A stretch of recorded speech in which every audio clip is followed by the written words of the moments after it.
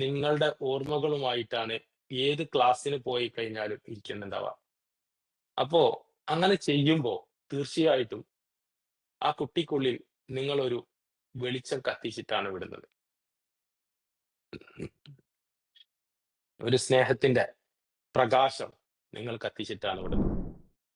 ആ കുട്ടി സ്കൂള് വിട്ട് വന്നു കഴിഞ്ഞാലും എന്നും അച്ചടക്കത്തോടു കൂടി നിങ്ങളുടെ അടുത്തേക്ക് വരുന്നത് കാണാം. ആ ക്ലാസ്സിലും ആ കുട്ടി അച്ചടക്കമുള്ളതായിട്ട് കാണാം. ആ കുട്ടി എത്രത്തോളം പഠനകാലം നയിക്കുന്നുണ്ടോ അത്രയും കാലം അവരുടെ ടീച്ചേഴ്സ് പറയും നല്ല കുട്ടിയാണ് എന്ന് പറയുന്നത് കാണാം. നിങ്ങൾക്ക് കേൾക്കാം.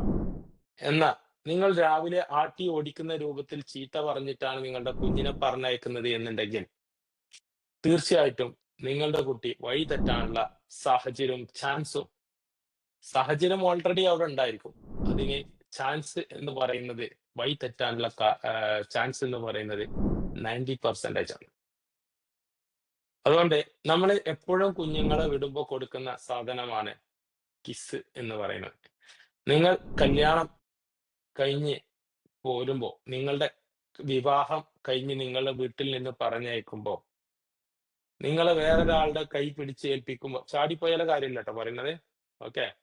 ഏൽപ്പിക്കുമ്പോ ആ പിതാവിന്റെ നെഞ്ചകത്തുണ്ടാവുന്ന ഒരു വേദന അല്ലെങ്കിൽ ഒരു സന്തോഷവും സങ്കടവും എല്ലാം നിറഞ്ഞുകൊണ്ടുള്ള ആ ഒരു വേദന ചങ്ക് പറിച്ചു കൊടുക്കുന്ന ഒരു വേദന ഉണ്ടാവും. ആ സമയത്ത് നിങ്ങൾക്ക് തരുന്ന ഒരു കിസ് അത് നിങ്ങളെ ജീവിതത്തിൽ എന്നും വിലപ്പെട്ടതായിരിക്കും. അതുപോലെ തന്നെയാണ് ഒരു ഒരു പെൺകുട്ടി ഗർഭം ചുമന്ന് 9 മാസവും 10 ദിവസവും ഗർഭം ചുമന്ന് പ്രസവ റൂമിൽ ലേബർ റൂമിൽ ഏറ്റവും വലിയ പ്രയാസങ്ങൾ അനുഭവിച്ചതിന് ശേഷം ഒരു യുദ്ധം കഴിഞ്ഞ പ്രതീതിയോട് കൂടി എല്ലാം കെട്ടടങ്ങിയതിന് ശേഷം ലേബർ റൂമിന്റെ പുറത്തേക്ക് വരുമ്പോ തന്റെ പ്രിയതമൻ തന്റെ ഭർത്താവ് നെറ്റിയിൽ ഒരു മുത്തം തരുന്ന കിസ് തരികയാണെങ്കിൽ അതിന് എത്ര പ്രാധാന്യം നിങ്ങളുടെ ജീവിതത്തിൽ നിങ്ങൾ കൽപ്പിക്കും എന്നുള്ളത് ചിന്തിച്ചാൽ മതി. അതുപോലെയാണ് ഞാൻ നിങ്ങൾക്ക് ഇന്ന് തരുന്ന കിസിന്റെ ഇമ്പോർട്ടൻസ് എത്രത്തോളം ഉണ്ട് എന്ന് നിങ്ങൾക്ക് മനസ്സിലായിട്ടുണ്ടായിരിക്കും. കാരണം ഈ കിസ് എന്ന് പറയുന്നത് തീർച്ചയായിട്ടും ഒരു വ്യത്യസ്തമായ രീതിയിൽ നമ്മൾ ഡിസൈൻ ചെയ്തതാണ്. നിങ്ങൾ നാളെ വേറെ ഒരു ഓഫീസിലേക്കോ അല്ലെങ്കിൽ വേറൊരു സ്ഥലത്തേക്കോ പോകാൻ റെഡിയായി നിൽക്കുന്നവരാണ്. ഒരു ജോലി കിട്ടിയാൽ അത് ചെയ്യണം എന്നുള്ള ഒരു ആഗ്രഹം ഉള്ളിൽ ഉദിച്ചു വന്നവരാണ്. അതിനെ എനിക്ക് സാധിക്കും എന്നുള്ളത് തെളിയിക്കാൻ വേണ്ടിയുള്ള പ്രവർത്തനമാണ് അടുത്ത കുറച്ച് ദിവസങ്ങളിലേക്ക് നമ്മൾ പോകാൻ പോകുന്നത്. അത് ഞാൻ പിന്നീട് പറയാം. തീർച്ചയായിട്ടും അങ്ങനെ വരുമ്പോ നിങ്ങൾക്ക് തരുന്ന IT അക്കാഡമി അല്ലെങ്കിൽ ഞാൻ നിങ്ങൾക്ക് തന്നു വിടുന്ന കിസ്സാണ് ഇവിടെ നമ്മൾ ഇന്ന് പറയാൻ പോകുന്ന സാധനം. അതിന്റെ തൊട്ട് മുന്നേ നമ്മൾ ഓർമ്മിക്കേണ്ട ഒരു കാര്യം എന്താണെന്ന് വെച്ച് കഴിഞ്ഞാൽ നമ്മൾ നമ്മളെ എത്രത്തോളം യൂട്ടിലൈസ് ചെയ്തിട്ടുണ്ട് എന്നുള്ളത് നമ്മൾ നല്ലോണം നോക്കണം.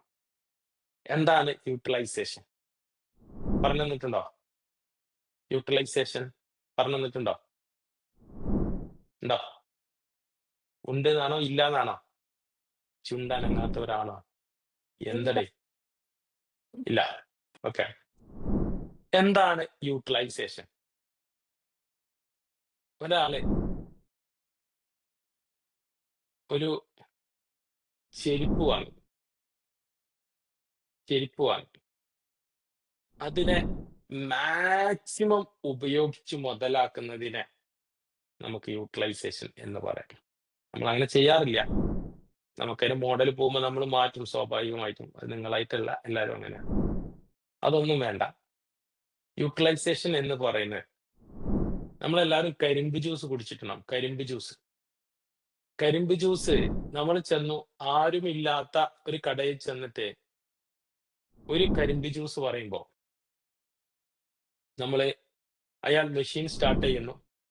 അതിന്റെ ഉള്ളിലേക്ക് ഒരു തണ്ട് കയറ്റി വിടുന്നു. അപ്പൊ അതിൽ നിന്ന് ധാരാളം ജ്യൂസ് വരുന്നു. നമുക്ക് ആവശ്യമായ ജ്യൂസ് അതിൽ ഉണ്ടായിരിക്കാം ഒരു ഗ്ലാസ് ആണെങ്കിൽ. നമ്മൾ 2 പേരുണ്ടെങ്കിൽ അയാൾ ഉണ്ടെങ്കിലും ഇല്ലെങ്കിലും അയാൾ ആ തണ്ട് വീണ്ടും അതിന്റെ ഉള്ളിലേക്ക് കയറ്റി ഇറക്കുന്നു. വീണ്ടും ആ മെഷീന്റെ ഉള്ളിലേക്ക് മടക്കിയിട്ട് കയറ്റി ഇറക്കുന്നു. അത് കഴിഞ്ഞ് അതിന്റെ ഉള്ളിൽ നാരങ്ങ വെച്ചിട്ട് വീണ്ടും കയറ്റി ഇറക്കുന്നു. അങ്ങനെ അതിന് ഒരു മടക്ക് കൂടെ കൂടിയിട്ട് ഒരു ഇഞ്ചി വെച്ചിട്ട് കയറ്റി ഇറക്കുന്നു. അങ്ങനെ 4ഓ 5ഓ പ്രാവശ്യം അതിന്റെ ഉള്ളിൽ നിന്ന് ഇനി അതിൽ ഒരു തുള്ളി പോലും നീരില്ല എന്ന് ഉറപ്പാക്കിയതിന് ശേഷമായിരിക്കും അയാൾ ആ കരിമ്പിന്റെ ചണ്ടി ഒഴിവാക്കുന്നത്. അതിനർത്ഥം എന്താന്ന് ചോദിച്ചു കഴിഞ്ഞാൽ, അതിൽ നിന്ന് കിട്ടാവുന്ന മാക്സിമം ജ്യൂസ് എടുക്കുക എന്നുള്ളതാണ്. അതുപോലെ നിങ്ങൾക്കുള്ളിലുള്ള കഴിവുകളെ മാക്സിമം നിങ്ങൾ ഉപയോഗപ്പെടുത്തുക. നിങ്ങൾ നിങ്ങളെയാണ് യൂട്ടിലൈസ് ചെയ്യേണ്ടത്. എന്തെല്ലാം യൂട്ടിലൈസ് ചെയ്യണം? നമ്മളുടെ സമയം, നമ്മളുടെ സമ്പത്ത്, അതായത് ടൈം, നമ്മളുടെ പണം, മണി, അതുപോലെ തന്നെ നമ്മളുടെ സ്കില്ലുകൾ, നമ്മളുടെ ബന്ധങ്ങൾ, അതായത് നമ്മളുടെ കണക്ഷൻസ്, അതായത് നമ്മളുടെ ബന്ധങ്ങൾ എന്ന് പറഞ്ഞു കഴിഞ്ഞാൽ നമ്മളുടെ റിലേഷൻഷിപ്പ്. അതുപോലെ തന്നെ ഡാറ്റ. എന്താണ് ഡാറ്റ എന്ന് പറഞ്ഞു കഴിഞ്ഞാൽ മാർക്കറ്റിലുള്ള ജോലി സാധ്യതകളെ കണ്ടെത്തൽ. ഇതെല്ലാം നമ്മൾ മാക്സിമം യൂട്ടിലൈസ് ചെയ്താൽ മാത്രമേ നമുക്ക് വിജയിക്കാൻ പറ്റുള്ളൂ. യൂട്ടിലൈസേഷൻ. അങ്ങനെ യൂട്ടിലൈസ് ചെയ്യുമ്പോൾ നമ്മള് ഒരു പ്രാവശ്യം ചെയ്തു, അതിന് നമ്മൾ വിജയിച്ചു, വിജയം കണ്ടെത്തി. പക്ഷേ കുറച്ച് കഴിഞ്ഞപ്പോ നമുക്ക് ഒരു ചെറിയ പ്രയാസം വന്നപ്പോ തീർച്ചയായിട്ടും നമുക്കത് നഷ്ടപ്പെട്ടു. എന്നാൽ നമുക്ക് മനസ്സിലാക്കാൻ പറ്റും, എന്നെ നന്നായി ഉപയോഗിക്കുകയാണെങ്കിൽ എനിക്ക് ഏറ്റവും മികച്ച രീതിയിൽ എനിക്ക് എന്താണോ നഷ്ടപ്പെട്ടത് അതിൽ കൂടുതൽ എനിക്ക് നേടിയെടുക്കാൻ സാധിക്കും എന്ന് നമുക്ക് മനസ്സിലാക്കാൻ സാധിക്കും. ഇതാണ് യൂട്ടിലൈസേഷൻ. അങ്ങനെ യൂട്ടിലൈസേഷൻ ചെയ്യുന്നതിന് നഷ്ടപ്പെട്ടു പോയാൽ വീണ്ടും അതിനെ റിപ്പീറ്റ് ചെയ്യണം. നഷ്ടപ്പെട്ടാലും ഇല്ലെങ്കിലും അതേ പ്രവർത്തിനെ റിപ്പീറ്റ് ചെയ്യണം. ആ സ്കില്ലിനെ വീണ്ടും ഉപയോഗിക്കണം. നമ്മൾ എപ്പോഴും നമുക്കൊരു പ്രത്യേകത, നമ്മൾ കുറച്ച് കാര്യം ചെയ്യും, പിന്നെ അത് മടുക്കും, നമ്മൾ നിർത്തും. റിപ്പീറ്റ് ചെയ്യുക. അത് റിപ്പീറ്റ് ചെയ്യണം. അങ്ങനെ റിപ്പീറ്റ് ചെയ്യുമ്പോൾ മടുപ്പ് വരുമ്പോൾ നമ്മൾ അതിനൊന്ന് ബ്യൂട്ടിഫിക്കേഷൻ വരുത്തണം. ഒന്നും കൂടെ എന്ത് ചെയ്യണം? ഒന്നും കൂടെ ഭംഗി കൂട്ടണം. വീണ്ടും നമ്മൾ ഒപ്റ്റിമൈസ് ചെയ്യണം. എന്താണ് ഒപ്റ്റിമൈസേഷൻ? നമ്മൾ ആഴത്തിൽ കുഴിക്കണം. കിണർ എങ്ങനെയാണ് നമ്മൾ കുഴിക്കുന്നത്? കിണറ് ഒരാൾ പറയാണ്, ഇവിടെ എത്ര ആഴത്തിലാണ് വെള്ളം കിട്ടുന്നത്? അപ്പൊ ഒരാൾ പറയണം 14 കോല് കുഴിച്ചു കഴിഞ്ഞാൽ, 14 കോല് താത്തിക്കഴിഞ്ഞാൽ ഇവിടെ വെള്ളം കിട്ടും. 14 കോലാണ് ഇവിടുത്തെ അളവ് എന്ന് പറഞ്ഞു കഴിഞ്ഞാൽ, ഒരാള് ഒരു കാര്യം ചെയ്യാണ്, നീളത്തില് അങ്ങോട്ട് കിണർ കുത്തോ? അതിക്ക് വെള്ളം കിട്ടുമോ? ഇല്ല. എവിടുത്തെ കിണർ കുത്തുക? കിണർ താഴേക്ക് കുഴിക്കണം. ഇതാണ് ഒപ്റ്റിമൈസേഷൻ. നമ്മളിൽ കുഴിയെടുത്ത് ചെക്ക് ചെയ്തുകൊണ്ടേയിരിക്കണം. ഇനി എവിടെങ്കിലും എന്തെങ്കിലും കഴിവ് എനിക്കുണ്ടോ? ഉണ്ടെങ്കിൽ അതിനെ എങ്ങനെ യൂട്ടിലൈസ് ചെയ്യും? എനിക്ക് എന്തെല്ലാം കഴിവുകൾ ഉണ്ടായിരുന്നോ? പണ്ടുണ്ടായിരുന്നോ? ഞാൻ ഒരുപാട് ആളുകളുടെ ഇഷ്ടം സമ്പാദിച്ചവളായിരുന്നോ? എന്നെ എല്ലാവർക്കും ഇഷ്ടപ്പെട്ടിട്ടുണ്ടായിരുന്നോ? എന്റെ സംസാരം എല്ലാവർക്കും ഇഷ്ടപ്പെട്ടിരുന്നോ? എന്റെ ചിരി എല്ലാവർക്കും ഇഷ്ടപ്പെട്ടിരുന്നോ? എന്നെ എല്ലാവരും നന്നായിട്ട് അപ്രീഷിയേറ്റ് ചെയ്തിരുന്നോ? ഇതെല്ലാം എന്നാണ് സംഭവിച്ചിരുന്നത് എന്ന് ആഴത്തിൽ കുഴിക്കുമ്പോ ആ ചളി, കിണർ കുഴിക്കുന്നത് പോലെ ആ മേലെ വന്നടഞ്ഞ ചളിയൊക്കെ ഇങ്ങനെ മാറ്റി മാറ്റി മാറ്റി വരുമ്പോ ഓരോരോ ചെറിയ ചെറിയ മുത്തുകൾ നമുക്ക് കിട്ടും, തിളക്കമുള്ള. അതെന്താണെന്ന് ചോദിച്ചു കഴിഞ്ഞാൽ നമ്മളുടെ കഴിവുകളാണ്, സ്കില്ലുകളാണ്. ആ സ്കില്ലുകളെ നമ്മൾ വീണ്ടും ചളിയൊക്കെ ഒഴിവാക്കി കഴുകി വൃത്തിയാക്കി എടുത്താൽ അത് നമുക്ക് തരുന്ന പ്രകാശം ഉണ്ടാവും. അതിനാണ് ഒപ്റ്റിമൈസേഷൻ എന്ന് പറയുന്നത്. അങ്ങനെ ഒപ്റ്റിമൈസേഷൻ ചെയ്യുമ്പോൾ കിട്ടുന്നതാണ് ഈ പ്രകാശം. That is optimisation. അങ്ങനെ ആഴത്തിൽ കൊഴിക്കുമ്പോൾ നമുക്ക് കിട്ടും, നമ്മളെ ക്രിയേറ്റിവിറ്റി കിട്ടും, നമ്മളുടെ ഒബ്സർവേഷൻ കിട്ടും, നമ്മളുടെ എന്താ പറയാ ഇന്നസെൻസ് കിട്ടും, നമ്മളുടെ ഇന്റലിജൻസ് കിട്ടും, നമ്മളുടെ എന്താ പറയാ നമ്മളുടെ യുണീക്ക്നെസ് കിട്ടും. ഇങ്ങനെ എല്ലാ കഴിവുകളും നമ്മളുടെ ഉള്ളിലുണ്ട്. അതൊരു കാലത്ത് തിളങ്ങി നിന്നിരുന്നു. ഞാൻ ചെറിയ കുട്ടിയായിരുന്ന സമയത്ത് എന്നെ എല്ലാവർക്കും ഇഷ്ടമായിരുന്നു. ഞാൻ കറുത്തിട്ടാണെങ്കിലും ഞാൻ വെളുത്തിട്ടാണെങ്കിലും ഞാൻ ഇല്ലാത്തവളാണെങ്കിലും ഞാൻ നീളമുള്ളവളാണെങ്കിലും എന്നെ ഇഷ്ടമായിരുന്നു. അതിനൊരൊറ്റ കാരണമായിരുന്നു, ബിക്കോസ് ഐ ആം ചൈൽഡ്. ഞാൻ കുട്ടിയായിരുന്നു. കുട്ടിയായപ്പോൾ എന്നിൽ എന്തെല്ലാം ഗുണങ്ങളാണ് ഉണ്ടായിരുന്നത്? എന്റെ ചിരിക്ക് എല്ലാവർക്കും ഇഷ്ടം ഉണ്ടായിരുന്നു. എന്റെ സംസാരം എല്ലാവരും ആവേശത്തോടു കൂടി കേട്ടിരുന്നു. എപ്പോഴാണ് ഇതെല്ലാം നഷ്ടപ്പെട്ടത്? നമ്മളുടെ സംസാരത്തിൽ മലിനസമായിട്ടുള്ള വാക്കുകളും മലിനസമായിട്ടുള്ള പ്രവർത്തനങ്ങളും നമ്മളിൽ ഉൾപ്പെട്ടപ്പോഴാണ് നമ്മളെ ഇഷ്ടം നമ്മളിൽ നിന്ന് നഷ്ടപ്പെട്ടു പോയത്. അങ്ങനെ ഓരോരുത്തരും ചെക്ക് ചെയ്യുമ്പോൾ നമുക്ക് മനസ്സിലാക്കാൻ സാധിക്കും, അന്നുണ്ടായിരുന്ന കഴിവുകളെല്ലാം എവിടെ പോയി? എവിടെ പോയിട്ടില്ല. എല്ലാം നമ്മളുടെ ഉള്ളിൽ തന്നെ ഉണ്ട്. പക്ഷെ അതിന്റെ മുകളിൽ നമ്മളുടെ സാഹചര്യങ്ങളും നമ്മളുടെ സമ്മർദ്ദങ്ങളും നമ്മളുടെ ജീവിത ശൈലികളും നമ്മളുടെ ചുറ്റുപാടുകളെല്ലാം കൊണ്ടിട്ട ചളികളും മണ്ണുകളും നിറഞ്ഞത് കൊണ്ടാണ് ആ തിളക്കം നമുക്ക് നഷ്ടപ്പെട്ടത് എന്ന് പൂർണ്ണമായിട്ടും നമുക്ക് മനസ്സിലാവും. അങ്ങനെ അതിനെ നിങ്ങൾ ഉയർത്തി എഴുന്നേൽപ്പിക്കുകയാണെങ്കിൽ, അങ്ങനെ നിങ്ങൾ ഒപ്റ്റിമൈസ് ചെയ്ത് നിങ്ങളുടെ ഉള്ളിൽ നിന്ന് നിങ്ങളുടെ കഴിവുകളെ നിങ്ങൾ കുഴിച്ചെടുക്കുകയാണെങ്കിൽ നിങ്ങളായിരിക്കും ഏറ്റവും മികച്ചത്. അങ്ങനെ കാരണം എന്താ അറിയുങ്ങള്, ഇതെല്ലാരും ചെയ്യണില്ല. ഇതെല്ലാവർക്കും പഠിക്കാൻ കിട്ടുന്നുമില്ല. ഇതെങ്ങനെ ചെയ്യേണ്ടതെന്ന് അറിയില്ല. നിങ്ങൾ കുറച്ച് സമയം എന്റെ കൂടെ ഉള്ളൂ. അതുകൊണ്ടാണ് നിങ്ങൾക്ക് ഇത്ര. ഇത് കുറെ ഉണ്ടെങ്കിൽ നിങ്ങൾക്ക് ഒരുപാട് കാര്യങ്ങളെ പഠിക്കാൻ സാധിക്കും. അപ്പോ നമ്മള് പഠിക്കന്നെ വേണം. വേറെ ഒരു വഴിയില്ല. പഠിക്കല്ലാതെ വേറെ ഒരു വഴിയില്ല. പഠിച്ചാൽ തന്നെ നമുക്ക് രക്ഷപ്പെടാൻ സാധിക്കുള്ളൂ. അപ്പോ അങ്ങനെ നമ്മള് നമ്മള് കുഴിച്ചു നോക്കുമ്പോ നമുക്ക് മനസ്സിലാക്കും, ഇപ്പോൾ ഞാൻ കണ്ണാടിയിൽ കാണുന്ന ഈ ഞാനല്ല ഞാൻ. സത്യത്തിൽ എന്റെ ഉള്ളിൽ അതിലേറെ തെളിച്ചമുള്ള, അതിലേറെ തിളക്കമുള്ള, അതിലേറെ പെർഫോമൻസ് ഉള്ള, മറ്റുള്ളവർ ഇഷ്ടപ്പെടാൻ സാധ്യതയുള്ള, അല്ലെങ്കിൽ മറ്റുള്ളവർ ഇഷ്ടപ്പെടുമെന്ന് എനിക്ക് ഉറപ്പുള്ള ഒരു ഞാൻ ഇതിന്റെ ഉള്ളിലുണ്ട്. ആ ഉള്ളിലുള്ള നിങ്ങളെ പുറത്തേക്ക് കൊണ്ടുവരണമെങ്കിൽ നിങ്ങൾ നിങ്ങളെ ഒപ്റ്റിമൈസ് ചെയ്തേ പറ്റുള്ളൂ. ആ 4 വാക്കുകൾ ശ്രദ്ധിക്കുക. ഒന്നെന്താണ്? യൂട്ടിലൈസേഷൻ. രണ്ടാമത്തെ എന്താണ്? റിപ്പീറ്റേഷൻ. മൂന്നാമത്തെ എന്താണ്? ബ്യൂട്ടിഫിക്കേഷൻ. നാലാമത്തെ എന്താണ്? ഒപ്റ്റിമൈസേഷൻ. ഈ 4 വാക്കുകളാണ് നമ്മളുടെ ജീവിതത്തിലെ ഏറ്റവും പ്രധാനപ്പെട്ട സംഭവം. ഇത് നമ്മളുടെ ലൈഫുമായി കണക്ട് ചെയ്താൽ നമുക്ക് മനസ്സിലാവും. എപ്പോഴാണ് നമ്മളുടെ തിളക്കം നഷ്ടപ്പെട്ടത്? നമ്മളുടെ ഉള്ളിൽ ദേഷ്യം, അസൂയ, കുശുമ്പ്, പിന്നെ ഇങ്ങനെയുള്ള കുറെ കാര്യങ്ങൾ നമ്മൾ പോലും അറിയാതെ നമ്മളിലേക്ക് ആകർഷിക്കപ്പെട്ടപ്പോ നമ്മൾ മലിനസമായി. അപ്പോ മലിനസമായുള്ള പ്രത്യേകത എന്താ? നമ്മളെ തഴുകി വീശുന്ന കാറ്റെല്ലാം ദുർഗന്ധം വമിക്കുന്നതായിരിക്കും. എന്നാൽ നമ്മളൊരു അത്തറ് പൂശിയതാണെങ്കിൽ അത്തറായിരിക്കും എന്ത് ചെയ്യാ? ആകെ പടരുക. അതുകൊണ്ട് നമ്മളിൽ മലിനസമാക്കപ്പെട്ടു. നമ്മൾ പോലും അറിയാതെ. അതിനെ ക്ലീൻ ചെയ്യുന്ന പ്രവൃത്തിന്റെ പേരാണ് ഒപ്റ്റിമൈസേഷൻ. അത് നിങ്ങൾ ചെയ്തുകൊണ്ടേയിരിക്കണം. ഓക്കെ? അത് നിങ്ങൾ മറക്കാൻ പാടില്ല. ഇനി ഞാൻ നിങ്ങളോട് പറയുന്നത്, ഇത് പറയാതെ ഞാൻ ഇത് പറഞ്ഞിട്ട് കാര്യമില്ല. ഇത് ഒപ്റ്റിമൈസേഷനിൽ ഭാഗമായിട്ട് വരുന്ന കാര്യമാണ്.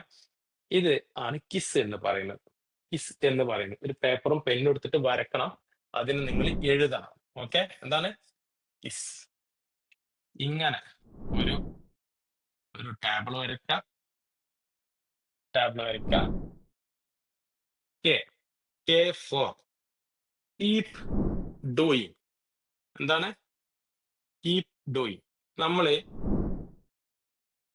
ഇതുവരെ ചെയ്തതിൽ എനിക്ക് എന്നെ മികച്ചതാക്കാൻ സാധിച്ച ഒരു 5 കാര്യങ്ങൾ. Keep doing. ഞാൻ ഇനി അത് ചെയ്യണം.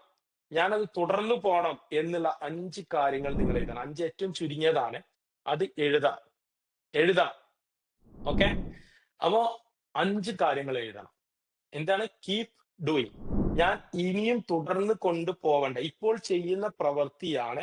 അതിനെ ഞാൻ തുടർന്ന് കൊണ്ടുപോകേണ്ട ഒരു 5 കാര്യങ്ങൾ നിങ്ങൾ അതിലേക്ക് എഴുതണം. ഓക്കെ? അതാണ് കെ എന്ന് പറയുന്നത്. രണ്ടാമത്തത് ഐ. Improve doing. ഞാൻ ഇപ്പൊ ചെയ്യുന്ന കാര്യങ്ങളാണ്. പക്ഷെ എന്ത് ചെയ്യണം? കുറച്ചും കൂടെ എന്ത് ചെയ്യണം? അതിനെ ഇംപ്രൂവ് ചെയ്യേണ്ടതുണ്ട്. ഞാൻ ഇപ്പൊ ചെയ്യുന്നുണ്ട്, അത് കീപ്പ് ചെയ്യണം. അതിനോടൊപ്പം എന്ത് ചെയ്യണം? കുറച്ചും കൂടെ ഇംപ്രൂവ് ചെയ്യേണ്ട കാര്യങ്ങളുണ്ട്. അതെന്തെല്ലാമാണ്? അത് ഏറ്റവും ചുരുങ്ങിയത് ഒരു 5 കാര്യങ്ങൾ നിങ്ങൾ എഴുതണം. Okay, are you understand? 5 കാര്യങ്ങൾ എഴുതണം. ഇത് ക്ലാസ് കഴിയുമ്പോ തന്നെ എഴുതണേ, മറക്കരുതേ. നാളേക്ക് വെച്ചാൽ നിങ്ങൾ പിന്നെ എഴുതൂല. ഉം എഴുതുമ്പോ ഒരുപാട് പ്രത്യേകതകളുണ്ട്. അതുകൊണ്ടാണ് അങ്ങനെ പറയാൻ കാരണം. ഓക്കെ, അപ്പോ നമ്മളുടെ ജീവിതത്തില് കീപ് ഡൂയിങ്. ഇപ്പൊ ഒരാള് എല്ലാ ദിവസവും രാവിലെ നേരത്തെ എണീക്കുന്നുണ്ട്. നമുക്ക് പെൺകുട്ടികളായതുകൊണ്ട് എന്തായാലും നേരത്തെ എണീക്കേണ്ടി വരും മിക്കവാറും ആളുകൾക്കൊക്കെ. ജസീലൊക്കെ നേരത്തെ എണീക്കണ ആളാണ്. അല്ലേ ജസീല? നേരത്തെ എണീക്കണ്ട അനക്ക്? എണീക്കണം. എന്റെ കണ്ണും മോറും കണ്ടാൽ അറിയാം നേരത്തെ എണീക്കണം എന്നുള്ളത്. ഓക്കെ. അപ്പോ നേരത്തെ എണീക്കണം. നേരത്തെ എണീച്ചാൽ മാത്രം പോരാ. എല്ലാ പണികളും തീർക്കണം. എല്ലാ കാര്യങ്ങളും തീർക്കണം. ഒരുപാട് ഉത്തരവാദിത്തങ്ങൾ നിങ്ങളുടെ തലയിലുണ്ടായിരിക്കും. അതൊക്കെ എനിക്കറിയാം. പക്ഷേ അതിന്റെ ഇടയിലും നമുക്കൊരു 10 മിനിറ്റ് നിങ്ങൾക്ക് വേണ്ടി ചെലവഴിക്കണം. ആ 10 മിനിറ്റ് എന്ന് പറയുന്നത് ഭയങ്കര ഇമ്പോർട്ടൻസ് ആണ്. ഒന്ന് സൈലന്റ് ആയിട്ട് ഇരിക്കാന്. നമ്മളെ മനസ്സ് ഏത് സമയത്തും എണീക്കണ സമയത്ത് ഏതൊരു മനുഷ്യന്റെ മനസ്സും ലോവർ സെൽഫിലായിരിക്കും. അതായത് വളരെ എനർജി കുറഞ്ഞ ഒരു ലെവലിലായിരിക്കും.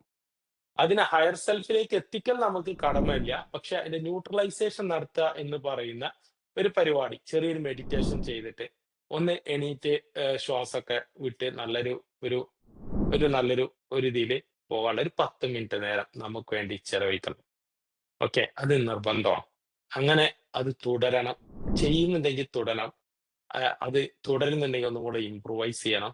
അല്ലാന്നുണ്ടെങ്കിൽ നമ്മൾ തുടങ്ങണം. അതിന്റെ പേരാണ് സ്റ്റാർട്ട് ഡൂയിങ്. അടുത്തെന്താണ്? Start doing. ഞാൻ ഇതുവരെ എന്ത് ചെയ്തിട്ടില്ല? ചെയ്തിട്ടില്ല. ഇതുവരെ ഞാൻ ചെയ്തിട്ടില്ല. ഇനി എനിക്ക് ചെയ്യണം. അങ്ങനത്തെ 5 കാര്യം. 5 ഞാൻ പറയുന്നുള്ളൂ. നിങ്ങൾക്ക് 10 ഒക്കെ എഴുതാം. നിങ്ങളെ ഇതിനനുസരിച്ച് സാഹചര്യത്തിനനുസരിച്ചിട്ട് എഴുതാം. സ്റ്റാർട്ട് ചെയ്യണം നിർബന്ധമായിട്ടും എന്നുള്ള 5 കാര്യങ്ങൾ. സ്റ്റാർട്ട് ചെയ്തേ പറ്റുള്ളൂ എന്നുള്ള കാര്യങ്ങൾ. ഓക്കെ. അങ്ങനത്തെ 5 കാര്യങ്ങൾ. അടുത്തത് അടുത്തത് നമ്മളുടെ ജീവിതത്തിൽ നമുക്ക് ഒരുപാട് സമയം നഷ്ടപ്പെടുത്തുന്ന ഒരുപാട് നിമിഷങ്ങളുണ്ട്. സമയം എന്ന് പറഞ്ഞു കഴിഞ്ഞാല് നമുക്ക് വിലമതിക്കാൻ പറ്റാത്ത ഒന്ന് സമയമാണ്. ഒരു മനുഷ്യന്റെ ജീവിതത്തിലെ നമുക്ക് വിലയിടാൻ പറ്റാത്തത്. എത്ര വില ഇടാൻ പറ്റാത്തത് അത് മനുഷ്യന്റെ സമയത്തിനാ. സമയത്തിനെ നമുക്ക് അളക്കാൻ സാധിക്കില്ല. ഓക്കെ. സമയത്തിന് വാല്യൂ ഇടാൻ സാധിക്കില്ല. അതുകൊണ്ട് സമയം എന്ന് പറയുന്നത് വെരി ഇമ്പോർട്ടന്റ് ആണ്. ഈ സമയത്തിനെ നമുക്ക് ആവശ്യമില്ലാതെ നമ്മൾ ഒരുപാട് സ്ഥലത്ത് കളയുന്നുണ്ട്. ആ കളയുന്ന സ്ഥലത്ത് ഉള്ള സമയത്തെ നമ്മൾ പകുതി സമയെങ്കിലും നമ്മള് ഒന്ന് സെറ്റ് ചെയ്തെടുത്താൽ, ഒന്ന് നമുക്ക് അറേഞ്ച്ഡ് ആക്കിയെടുത്താൽ, നമ്മളുടെ പ്രവർത്തികളൊന്ന് മാറ്റിയെടുത്താൽ നമുക്ക് വലിയ വിജയങ്ങൾ ഉണ്ടാക്കാൻ സാധിക്കും. ഇപ്പൊ നമ്മൾ നിൽക്കുന്നതിൽ നിന്ന് ഡബിൾ ഇരട്ടി പെർഫോമൻസ് ഉള്ള ആളാക്കി മാറ്റാൻ സാധിക്കും. അതിന് നമ്മൾ ചെയ്യേണ്ട പണിയാണ് സ്റ്റോപ്പ് ഡൂയിങ്. ചെയ്യരുത്. ഇനി ഞാൻ ഒരിക്കലും ചെയ്യരുത് എന്നുള്ള കുറച്ച് കാര്യങ്ങൾ. എന്താണ്? Stop doing. Stop doing. അതായത് ഞാൻ ഒരിക്കലും ഇനി എന്ത് ചെയ്യരുത്? ചെയ്യരുത്. എങ്ങനെയുണ്ട്? ചെയ്യരുത്. ഓക്കെ. അങ്ങനത്തെ ഒരു 5ഓ 10ഓ കാര്യങ്ങൾ. അത് ചിലപ്പോ സോഷ്യൽ മീഡിയയിൽ കൂടുതൽ സമയം ഇരിക്കുന്നതായിരിക്കാം. ചിലപ്പോ നമ്മള് എന്തെങ്കിലും ആവശ്യമില്ലാത്ത സംസാരങ്ങളിൽ ഏർപ്പെടുന്നതായിരിക്കാം. ചിലപ്പോ ഒരു ഉപകാരമില്ലാത്ത കുറെ വായന നടത്തുന്നതായിരിക്കാം. ഇതെല്ലാമായിരിക്കും ഈ കാര്യങ്ങളിൽ പെട്ടത് ചിലപ്പോ. പക്ഷെ നമ്മളുടെ സമയം നഷ്ടപ്പെടുന്നുണ്ട് എന്ന് നമുക്ക് ബോധ്യപ്പെട്ട് കഴിഞ്ഞാൽ തീർച്ചയായിട്ടും നമ്മൾ അതിൽ നിന്ന് എന്ത് ചെയ്യണം? സ്കിപ്പ് ചെയ്യണം നിർബന്ധമായിട്ടും. ഈ എഴുതുമ്പോ എന്താ പ്രത്യേകത എന്ന് ചോദിച്ചു കഴിഞ്ഞാൽ നമ്മളുടെ ന്യൂറോളജിയിൽ നമ്മുടെ ബ്രെയിനിന്റെ അകത്ത് ഈ ലിപി എഴുതപ്പെടും. ആ എഴുതുമ്പോ അതിങ്ങനെ നമ്മൾ പോലും അറിയാതെ ആ രംഗം എത്തുമ്പോ നമ്മൾ മെല്ലെ മെല്ലെ അതിൽ നിന്ന് പിൻവാങ്ങിക്കൊണ്ടേയിരിക്കും. നിങ്ങൾ അതിനെ ട്രസ്റ്റ് ചെയ്ത് ഏറ്റവും നന്നായി ചെയ്യണം എന്ന് ആഗ്രഹിച്ചുകൊണ്ട് ചെയ്യുകയാണെങ്കിൽ തീർച്ചയായിട്ടും അതെന്ത് ചെയ്യും? അത് മാറും. നമ്മളിൽ നിന്ന് നമ്മൾ പോലും അറിയാതെ മാറും. അപ്പൊ ഒന്നെന്താണ്? ഒന്ന് കീപ്പ് ഡൂയിങ്. അതായത് നമ്മൾ ഇപ്പോൾ ചെയ്യുന്ന പ്രവർത്തികളിൽ ഏതെല്ലാം നിലനിർത്തണം. എനിക്കത് ചെയ്തത് കൊണ്ട് നല്ല ഗുണമുണ്ട്. ഇപ്പൊ ഞാൻ പറയാം, ഉദാഹരണം പറയട്ടെ. നമ്മള് ഇപ്പോ എല്ലാരും പോയോ? അസ്ന ഷെറിൻ ഇപ്പോ മേക്കപ്പ് ചെയ്യുന്നുണ്ട്. ഉദാഹരണം പറയുന്നത് മേക്കപ്പ് ചെയ്യുന്നുണ്ട്. അങ്ങനെ അത് ചെയ്യുമ്പോ ഇപ്പൊ നമ്മള് അത് ചെയ്യുമ്പോ നല്ല ഭംഗിയുണ്ട്. എനിക്ക് മേക്കപ്പ് ചെയ്യാന്നാല് ഇന്ന രീതിയിലുള്ള ഒരു ഫൗണ്ടേഷൻ ഇടുമ്പോഴാണ് എനിക്ക് ഏറ്റവും കൂടുതൽ ഭംഗിയുള്ളത്. അല്ലെങ്കിൽ എനിക്ക് ഐലൈനർ ഇടുമ്പോ നല്ല ഭംഗിയുണ്ട്. അല്ലെങ്കിൽ എനിക്ക് ഇത് ഇടുമ്പോ അങ്ങനെ എന്തെങ്കിലും ഒരു സാധനം. അപ്പൊ നമ്മൾ എന്ത് ചെയ്യും? നമ്മൾ എല്ലാ കല്യാണത്തിനും പോകുമ്പോ അല്ലെങ്കിൽ ഏതെങ്കിലും ഒരു ഫംഗ്ഷന് പോകുമ്പോ നമ്മ അതേപോലെ ഇടാൻ ശ്രമിക്കും. ആണോ അല്ലേ? ആരെങ്കിലും ഒരാൾ പറഞ്ഞു കഴിഞ്ഞാല് അല്ലെ? അത് എല്ലാത്തിനോടും എന്തിനാണ് കീപ്പ് ഡൂയിങ്. നമ്മളത് അത് എന്തുണ്ട് എനിക്കതുകൊണ്ട് ബെനിഫിറ്റ് ഉണ്ട്. എനിക്ക് കുറച്ച് അട്രാക്ഷൻ കിട്ടുന്നുണ്ട്. എനിക്കത് കുറച്ചുകൂടെ കോൺഫിഡൻസ് ലഭിക്കുന്നുണ്ട്. അങ്ങനെയാണെങ്കിൽ നമ്മൾ അതന്നെ ചെയ്യുള്ളൂ. അല്ലേ? അങ്ങനെയല്ലേ? That is keep doing. Okay. പിന്നെന്താണ് ഞാൻ പറഞ്ഞത്? Improve doing. അപ്പോ കുറച്ചും കൂടെ ഞാന് സംസാരമൊക്കെ നന്നാക്കിയിട്ടുണ്ട്. എങ്കിലും എന്റെ സംസാരം കുറച്ചും കൂടൊക്കെ കമ്മ്യൂണിക്കേഷൻ കുറച്ചും കൂടൊക്കെ എനിക്കൊന്ന് ഇംപ്രൂവ് ചെയ്യണം എന്ന്. ഇംഗ്ലീഷ് ആക്കണം എന്നല്ല. എന്താണ്? ഇംപ്രൂവ് ചെയ്യണം. നല്ല ഭാഷയാക്കണം. മറ്റുള്ളവരെ എന്റെ സംസാരം ഇഷ്ടപ്പെടണം എന്ന രൂപത്തിൽ മാറ്റിയെടുക്കാൻ വേണ്ടിയിട്ടുള്ള ഒരു സാധനം. അപ്പൊ അതെന്താച്ചാ അത് എഴുതാം. ഓക്കെ. പിന്നെ അടുത്തെന്താ? Start doing. ഞാൻ ഇതുവരെ ചെയ്തിട്ടില്ല. ഇതുവരെ ഞാൻ പഠിക്കല് തുടങ്ങിയിട്ടില്ല. ഇനി പഠിക്കണം. എനിക്ക് കുറച്ച് സമയം പഠിക്കണം. അല്ലെങ്കിൽ കുറച്ച് സമയം എഴുതണം. കുറച്ച് സമയം ക്ലാസ് കേൾക്കണം. ഇതാണ് എനിക്ക് സ്റ്റാർട്ട് ചെയ്യാം. അല്ലെങ്കിൽ രാവിലെ നേരത്തെ എണീക്കണം. അത് സ്റ്റാർട്ട് ചെയ്യണം. അത് എനിക്ക് വേണ്ടി ഒരു 10 മിനിറ്റ് ചെലവഴിക്കാൻ എനിക്ക് സാധിക്കണം. That is start doing. അത് സ്റ്റാർട്ട് ചെയ്യണം. ഉടനെ സ്റ്റാർട്ട് ചെയ്യണം. ഞാൻ അടുത്ത മാസം 1-ാം തീയതി ആവത്തേക്ക് കരുതരുത്. ഇന്ന് മുതൽ തന്നെ സ്റ്റാർട്ട് ചെയ്യണം. അടുത്ത ദിവസം മുതൽ തന്നെ എന്ത് ചെയ്യണം? സ്റ്റാർട്ട് ചെയ്യണം. അടുത്തെന്താ? Stop doing. ഞാൻ ഒരിക്കലും ചെയ്യാൻ പാടില്ല. ഞാൻ ചെയ്ത് കഴിഞ്ഞാൽ അതെനിക്ക് ദോഷകരമായിട്ട് ബാധിക്കുന്നുണ്ട്. എനിക്കത് ചെയ്ത് കഴിഞ്ഞാൽ ഞാൻ ആ കൂടുതൽ സമയം എന്റെ സമയം പോകുന്നത് എന്റെ സോഷ്യൽ മീഡിയയിലാണ്. എനിക്കത് ഉപയോഗപ്പെടുന്നില്ല. പക്ഷെ ഞാൻ അതിങ്ങനെ ചെയ്തിട്ട് എന്റെ സമയം നഷ്ടപ്പെട്ടുകൊണ്ടിരിക്കുന്നുണ്ട്. എന്റെ പ്രൊഡക്ടിവിറ്റി കുറഞ്ഞുകൊണ്ടിരിക്കുന്നുണ്ട്. അപ്പൊ നമ്മൾ എന്ത് ചെയ്യണം? അതിനെ അതിനെ സ്റ്റോപ്പ് ചെയ്യണം. സ്റ്റോപ്പ്. ഒരൊറ്റയടിക്ക് സ്റ്റോപ്പ് ഇടണം. നമ്മൾ ചെറിയ ഇറിറ്റേഷൻ ഒക്കെ ഉണ്ടാവും. പക്ഷെ സ്റ്റോപ്പ് ചെയ്തേ പറ്റുള്ളൂ. ഇത് എഴുതുമ്പോ അവിടെ അങ്ങനെ പ്രസ്സായി കിടക്കും. ഇപ്പൊ എന്തൊക്കെയാണ്? എനിക്ക് ദേഷ്യം കൂടുതലാണ് എന്തെങ്കിലും കാര്യം. അത് ഞാൻ നിർത്തിയേ പറ്റുള്ളൂ. എനിക്ക് സങ്കടം വരുന്ന കുറച്ച് കൂടുതലാണ്. നിർത്തിയേ പറ്റുള്ളൂ. ശ്രദ്ധിക്കേണ്ട നിങ്ങള് സിമ്പിൾ കാര്യങ്ങളാ. എനിക്ക് മറ്റുള്ളവരെ ഒരു ബഹുമാനക്കുറവുണ്ട്. അത് ഞാൻ എന്ത് ചെയ്യണം? കൂട്ടണം. ബഹുമാനക്കുറവ് എന്നുള്ള സാധനത്തിനെ നിർത്തിയേ പറ്റുള്ളൂ. മറ്റുള്ളവരെ ഞാൻ മൈൻഡ് ചെയ്യലില്ല. അത് മൈൻഡ് ചെയ്യല് ചെയ്യുന്നില്ല എന്നുള്ള പ്രവർത്തിനെ നമ്മള് നിർത്തിയേ പറ്റുള്ളൂ. ഇങ്ങനെ ഇങ്ങനെ ഓരോ കാര്യത്തിനും നമ്മൾ സൂക്ഷ്മമായിട്ട് പരീക്ഷിച്ച് നിർത്തുന്നതാണ് യൂട്ടിലൈസേഷൻ. ഇതിനെ നിർത്തുന്നതും തുടങ്ങുന്നതുമായിട്ടുള്ള കാര്യങ്ങൾ ചെയ്ത് മെല്ലെ മെല്ലെ നമുക്ക് ഒരുപാട് ഉയരത്തിലാണ് കയറാനുള്ളത്. പക്ഷെ നമ്മൾ ഇപ്പൊ ഉള്ളത് ഒരുപാട് താഴെയാണ്. അപ്പൊ നമുക്കതിന്റെ മുകളിലേക്ക് എത്തണമെങ്കിൽ നമുക്ക് നിർബന്ധമായിട്ടും സ്റ്റെപ്പുകൾ വേണം. ആ സ്റ്റെപ്പുകളാണ് ഇതെല്ലാം. മെല്ലെ മെല്ലെ ഓരോ പടിപടിയായിട്ട് നമുക്ക് മുകളിലേക്ക് കയറിപ്പോകാം. ഒറ്റയടിക്ക് ഒരിക്കലും എന്ത് ചെയ്യാൻ പറ്റില്ല? കയറിപ്പോകാൻ സാധിക്കില്ല. അതുകൊണ്ട് നമ്മൾ മെല്ലെ മെല്ലെ കുഞ്ഞു കുഞ്ഞു സ്റ്റെപ്പുകൾ ഇട്ടിട്ട് നമ്മൾ മുകളിലെത്തും. അത് പെട്ടെന്ന് ചെയ്താൽ നമുക്ക് എത്രയും ഫാസ്റ്റ് ആയിട്ട് നമുക്ക് അവിടെ എത്താം. അല്ലെങ്കിൽ നമ്മൾ അത്രയും സമയം ലാഗ് ചെയ്തുകൊണ്ടേ ഇരിക്കും എന്നുള്ളത് മാത്രമേ ഇതിൽ വ്യത്യാസമുള്ളൂ. ഓക്കെ. ഇതാണ് കിസ്. ഓക്കെ. ഇതൊരു ഇമ്പോർട്ടന്റ് സാധനമാണ്. ഞാൻ ഇപ്പൊ പറഞ്ഞ നാല് സംഭവങ്ങളും ഈ 4 സാധനങ്ങളും അത് കിസ്സും അതിന്റെ മുന്നേ പറഞ്ഞ utilisation, repetition, beautification and utilisation optimisation. ഈ 4 കാര്യങ്ങളും അതുപോലെ തന്നെ kiss, keep doing, improve doing, start doing, stop doing. ഇതൊരു ഭയങ്കര ഇമ്പോർട്ടന്റ് സാധനം. ഓക്കെ. അപ്പോ ഇത്രയും നിങ്ങൾക്ക് മനസ്സിലായിട്ടുണ്ടാവും എന്നാണ് ഞാൻ പ്രതീക്ഷിക്കുന്നത്. എന്തെങ്കിലും ഡൗട്ട് ഉണ്ടെങ്കിൽ ചോദിക്കാം. എന്തെങ്കിലും ഡൗട്ട് ഉണ്ടോ? എനിത്തിങ്? ദിൽഷ? ഇരുട്ടത്താണല്ലോ ദിൽഷ. എന്താ പറ്റി? ലൈറ്റ് ഇല്ല വീട്ടില്?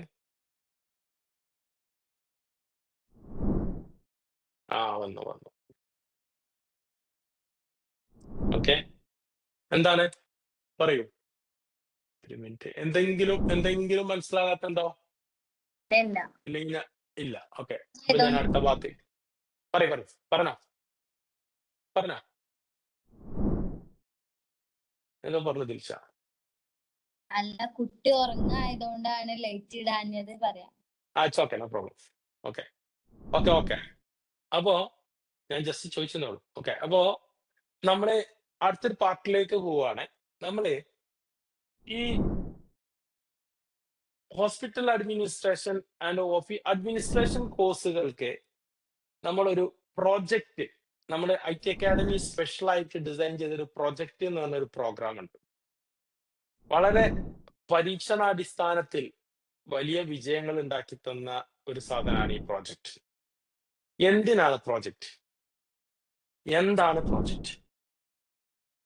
അപ്പോ ഞാൻ പറഞ്ഞു, നമ്മൾ എന്ത് കാര്യം പഠിക്കുമ്പോഴും നമ്മൾ പഠിക്കേണ്ട 3 ചോദ്യത്തിന് ഉത്തരം പഠിക്കണം. ഒന്ന് വാട്ട്, പിന്നെന്താണ് വൈ, ഹൗ. ഈ 3 കാര്യത്തിന് കൃത്യമായിട്ട് നമ്മൾ ആൻസർ ചെയ്യാൻ സാധിച്ചാൽ നമ്മൾ ആ കാര്യത്തിൽ പെർഫെക്റ്റ് ആയി, പുലിയായി, ഗംഭീരമായി, അടിപൊളി, സൂപ്പറായി. വാട്ട്, എന്താണ് പ്രോജക്റ്റ്? നമ്മള് ഓഫീസ് അഡ്മിനിസ്ട്രേഷൻ പഠിച്ചു, അതിൽ കുറെ സാധനങ്ങളൊക്കെ പഠിച്ചു. പക്ഷെ അത് എന്താണ് എന്ന് നമുക്ക് തിയറി മാത്രമേ അറിയുള്ളൂ. അതിന്റെ പ്രാക്ടിക്കൽ ആയിട്ടുള്ള കുറച്ച് ചെറിയൊരു ഭാഗം, ഒരു 0.% നമുക്ക് മനസ്സിലാക്കാൻ വേണ്ടി, അല്ലെങ്കിൽ 1% നമുക്ക് മനസ്സിലാക്കാൻ വേണ്ടിയിട്ടുള്ള ചെറിയൊരു സാധനമാണ് പ്രോജക്റ്റ്. ഓക്കെ. രണ്ടാമത്തത് വൈ, എന്തുകൊണ്ടാണ്. ഹൗ എന്നുള്ളത് ടീച്ചർ പറഞ്ഞുതരും. വൈ, എന്തുകൊണ്ടാണ് പ്രോജക്റ്റ്? അവിടെയാണ് ശ്രദ്ധിക്കേണ്ടത്. നമ്മൾ എപ്പോഴും ശ്രദ്ധിക്കേണ്ട കാര്യം അതാ, എന്തുകൊണ്ടാണ് പ്രോജക്റ്റ്. നമ്മൾ ആദ്യം ഇവിടെ ആരംഭിച്ചത് അഡ്മിനിസ്ട്രേഷൻ കോഴ്സ് ഹോസ്പിറ്റൽ അഡ്മിനിസ്ട്രേഷൻ ആണ്. അങ്ങനെ നമുക്കൊരു പ്രത്യേകത, നമ്മളിവിടെ ആർക്കും ജോലി വാഗ്ദാനം ചെയ്യുന്നില്ല. അതായത് ജോലി തരുന്ന ഒരാളോട് ഉറപ്പ് പറയുന്നില്ല. പക്ഷെ ഏറ്റവും കൂടുതൽ ജോലി ലഭിക്കുന്നത് ഹോസ്പിറ്റൽ അഡ്മിനിസ്ട്രേഷൻ ഒക്കെ കഴിഞ്ഞിട്ട് IT അക്കാഡമിന്റെ സ്റ്റുഡൻസിനാണ്. അത് എന്താന്ന് ചോദിച്ചാൽ ഒരുപാട് പ്രത്യേകതകളുണ്ട്. കഴിഞ്ഞ ദിവസം നമ്മൾ ആഡ് കണ്ടിട്ട് ഒരു കുട്ടി എൻക്വയറി നടത്തി, കോഴിക്കോടുള്ളതാണ്. ഒരു ലീഡ് വന്നു, വിളിച്ചപ്പോൾ പറഞ്ഞു 2 വർഷത്തെ ഹോസ്പിറ്റൽ അഡ്മിനിസ്ട്രേഷൻ കോഴ്സ് ഞാൻ കഴിഞ്ഞതാണ്, 6 മാസത്തെ ഇന്റേൺഷിപ്പും കഴിഞ്ഞിട്ടുണ്ട്, പക്ഷെ എനിക്ക് ജോലിയൊന്നും കിട്ടുന്നില്ല. നിങ്ങളുടെ സ്റ്റുഡൻസ് ഇൻസ്റ്റഗ്രാം പേജിൽ കണ്ടപ്പോ നിങ്ങളുടെ സ്റ്റുഡൻസിന് എല്ലാവർക്കും ജോലി കിട്ടുന്നുണ്ട്. ഈ 6 മാസത്തെ കോഴ്സ് കൊണ്ട് എങ്ങനെയാണ് നിങ്ങൾ ആൾക്കാർക്ക് ഇത്ര പെട്ടെന്ന് ജോലി കിട്ടുന്നത് എന്ന് ചോദിച്ചിട്ട്, അതിന് ഉത്തരം നമുക്ക് പറയാൻ കഴിയില്ല. അതെന്ത് ചെയ്യണം? ഇവിടെ വന്നിട്ട് എക്സ്പീരിയൻസ് ചെയ്താൽ മാത്രമേ അത് കിട്ടുള്ളൂ. ഓക്കെ, അത് ഞങ്ങളെ കൂടെ കൂടിയാൽ മാത്രമേ കിട്ടുള്ളൂ. എന്താന്ന് ചോദിച്ചു കഴിഞ്ഞാൽ, നമ്മള് ഇതിന് ഒരുപാട് പ്രത്യേകതകളുണ്ട്. എന്താ കാരണം വെച്ചാൽ, ഞാനിപ്പോ ഈ ഒരു 25 വർഷമായി ഈ സ്ഥാപനം, 25ാമത്തെ വർഷമാണ്. നവംബർ 25 കഴിഞ്ഞാൽ 25ാമത്തെ വർഷത്തിലേക്കായി. ഈ 24 വർഷം മുന്നേ തുടങ്ങിയ അന്നും ഉണ്ടായ ചോദ്യമാണ്, 2 ചോദ്യങ്ങളാണ് ചോദിച്ചത് ആളുകൾ. ഒന്ന് ജോലി, രണ്ടാമത്തത് സർട്ടിഫിക്കറ്റ്. അങ്ങനെ സർട്ടിഫിക്കറ്റിന്റെ വാല്യൂ ഉണ്ടാക്കാൻ വേണ്ടി അന്ന് ഞാൻ കുറെ ഓടി നടന്നു. അങ്ങനെ ഓടി നടന്ന് സർട്ടിഫിക്കറ്റ് വാല്യൂ ഉള്ളതൊക്കെ സെറ്റായി, എല്ലാം റെഡി ആയപ്പോ ജോലി ഒരു പ്രശ്നം. എനിക്ക് ജോലി കൊടുക്കാൻ സാധിക്കില്ല. കാരണം അങ്ങനെയാണെങ്കിൽ എനിക്കൊരു ജോലിക്ക് പോയപ്പോരെ, അതല്ലേ സത്യം. ഇവിടെ അപ്പുറത്തെ MBA കഴിഞ്ഞ വലിയ വലിയ ഡിഗ്രിയുള്ള ആളുകളൊക്കെ കഴിഞ്ഞിരിക്കുമ്പോ, ഇപ്പൊ ഈ പറഞ്ഞ പോലെ 2 വർഷത്തെ കോഴ്സൊക്കെ കഴിഞ്ഞിരിക്കുമ്പോ 6 മാസത്തെ കോഴ്സുള്ള കുട്ടികൾ എങ്ങനെ ജോലിക്ക് കയറുന്നത്? ടെക്നിക്ക് ഞാൻ പറഞ്ഞുതരാം. നമ്മള് പുതുതായിട്ട് ഒരു സ്കില്ലുകളും നമുക്ക് ഉണ്ടാക്കാൻ സാധിക്കില്ല. ദൈവം പറഞ്ഞ, നിങ്ങൾക്കുള്ളിൽ ഉള്ള, നിങ്ങൾക്ക് ആവശ്യമായിട്ടുള്ള എല്ലാ റിസോഴ്സുകളും നിങ്ങളുടെ ഉള്ളിൽ തന്നെ ദൈവം സൃഷ്ടിച്ചിട്ടുണ്ട്. എന്നാൽ പല കാരണങ്ങളെ കൊണ്ടും, പല പ്രശ്നങ്ങളെ കൊണ്ടും, പല സാഹചര്യങ്ങളെ കൊണ്ടും ഇതെല്ലാം മൺമറഞ്ഞു പോയതാണ്. ഇതിനെ നിങ്ങൾ പൊടി തട്ടി ചളി മാറ്റി പുറത്തേക്ക് എടുക്കുക എന്നുള്ളതാണ് ഒരു മനുഷ്യന് തന്റെ ജീവിതത്തിൽ വിജയിക്കാൻ ആവശ്യമായിട്ടുള്ള ഏറ്റവും വലിയ പണി. ചെയ്യേണ്ടത് അത് മാത്രമാണ്, വേറെ ഒന്നുമില്ല. പക്ഷെ അത് എങ്ങനെ ചെയ്യാന്ന് എല്ലാവർക്കും അറിയില്ല, എല്ലാവർക്കും ഇത് പറയാനായിരുന്നു. അപ്പോ ഞാൻ മനസ്സിലാക്കി, ഇത് നമ്മളോട് പ്രാക്ടിക്കൽ ആക്കിയ സംഭവം റെഡിയാവും.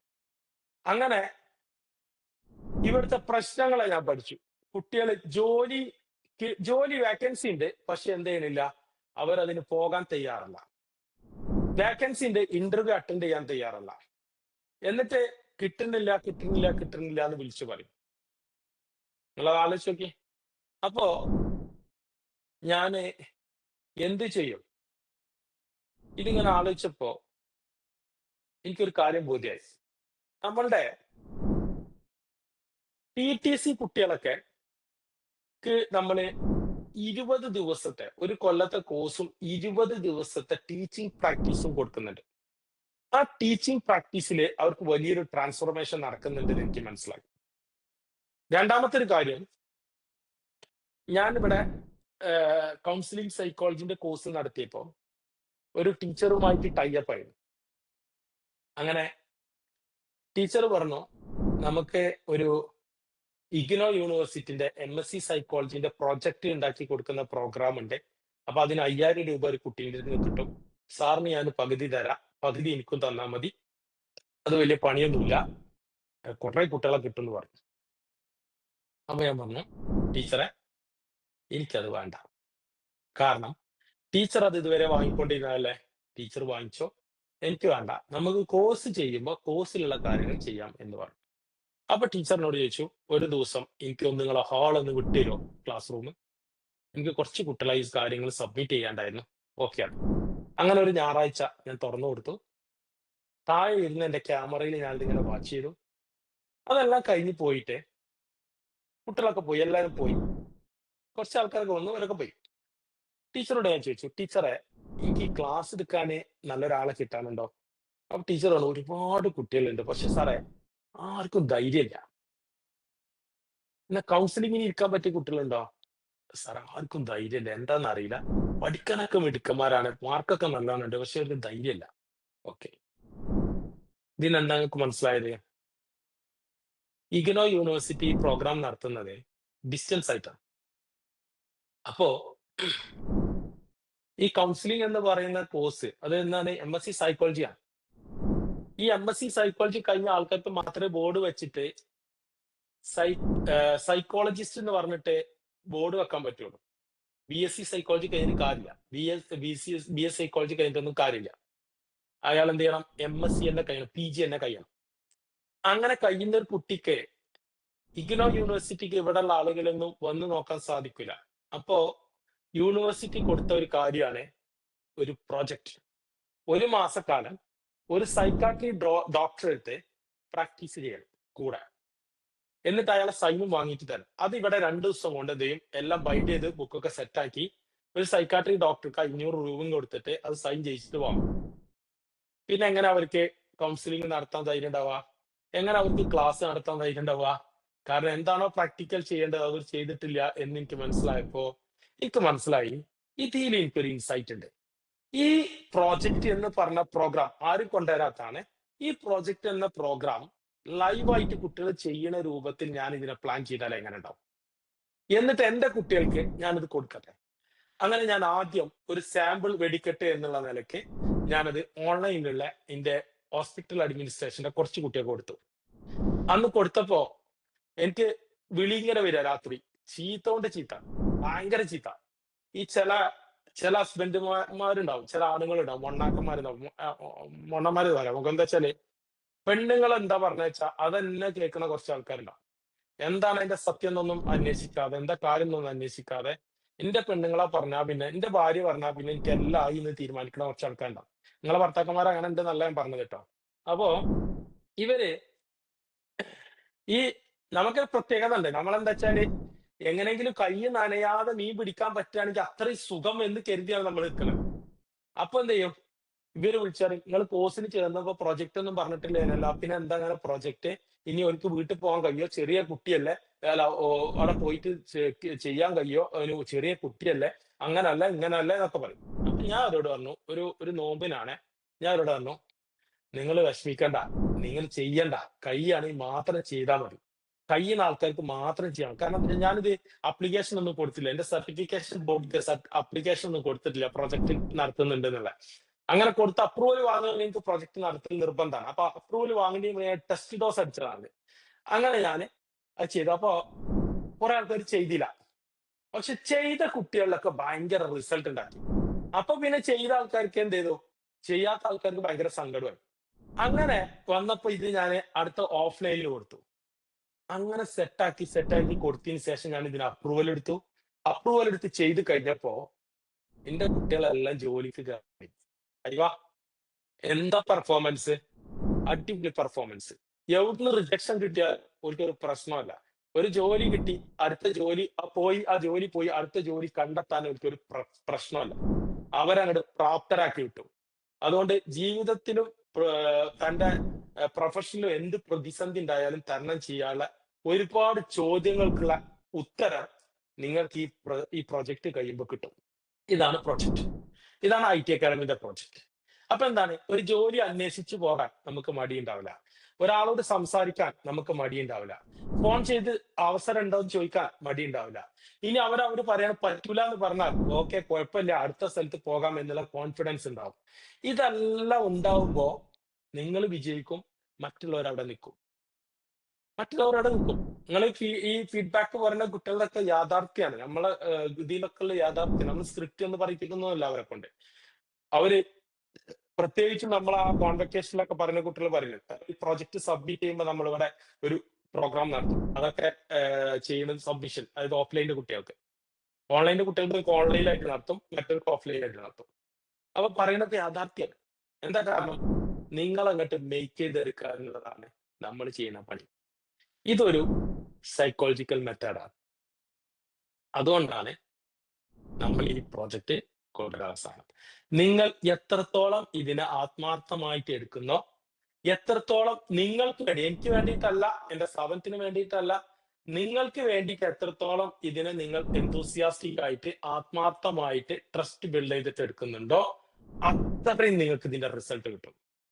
അത്രയും റിസൾട്ട് കിട്ടും. ഇപ്പോഴും നമ്മളെ ഉള്ളിൽ ഒരുപാട് സംശയങ്ങൾ ബാക്കിയായെങ്കിലും ചെറിയ ചെറിയ സംശയങ്ങൾ, കുഞ്ഞു കുഞ്ഞു സംശയങ്ങൾ ഇനി ബാക്കിയുണ്ട് നമ്മളോട്.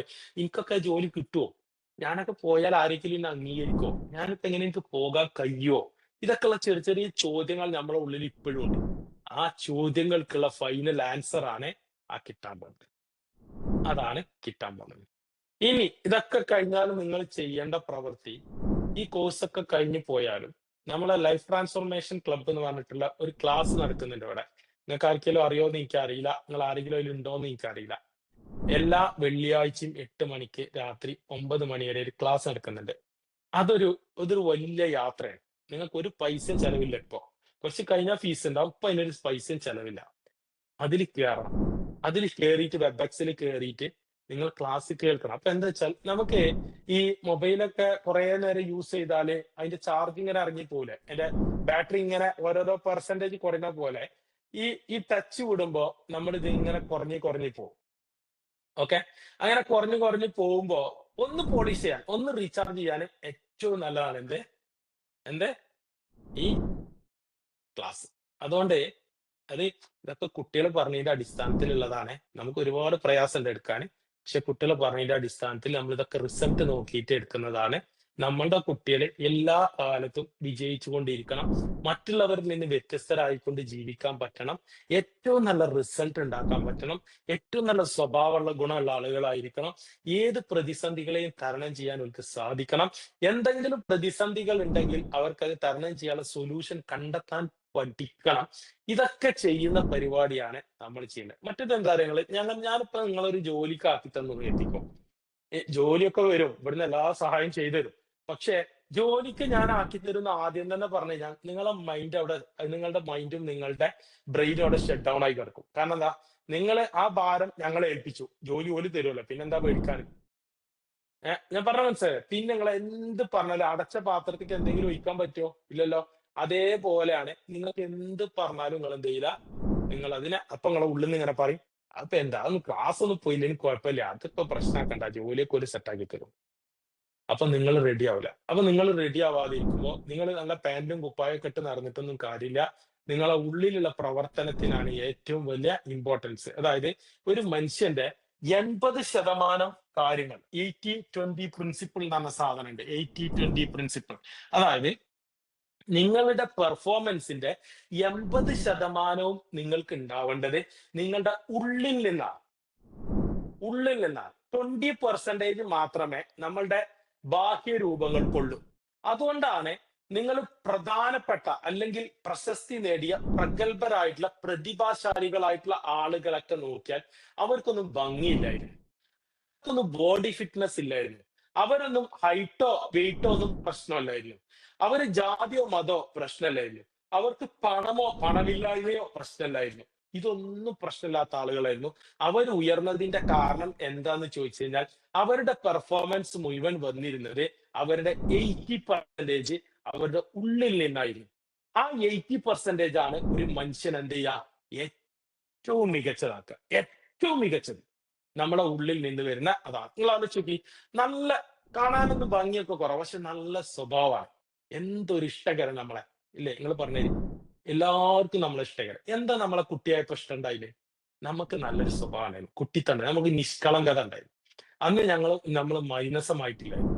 അതുകൊണ്ടാ ആ 80% അന്ന് നല്ല തിളങ്ങി നിന്നിരുന്നു.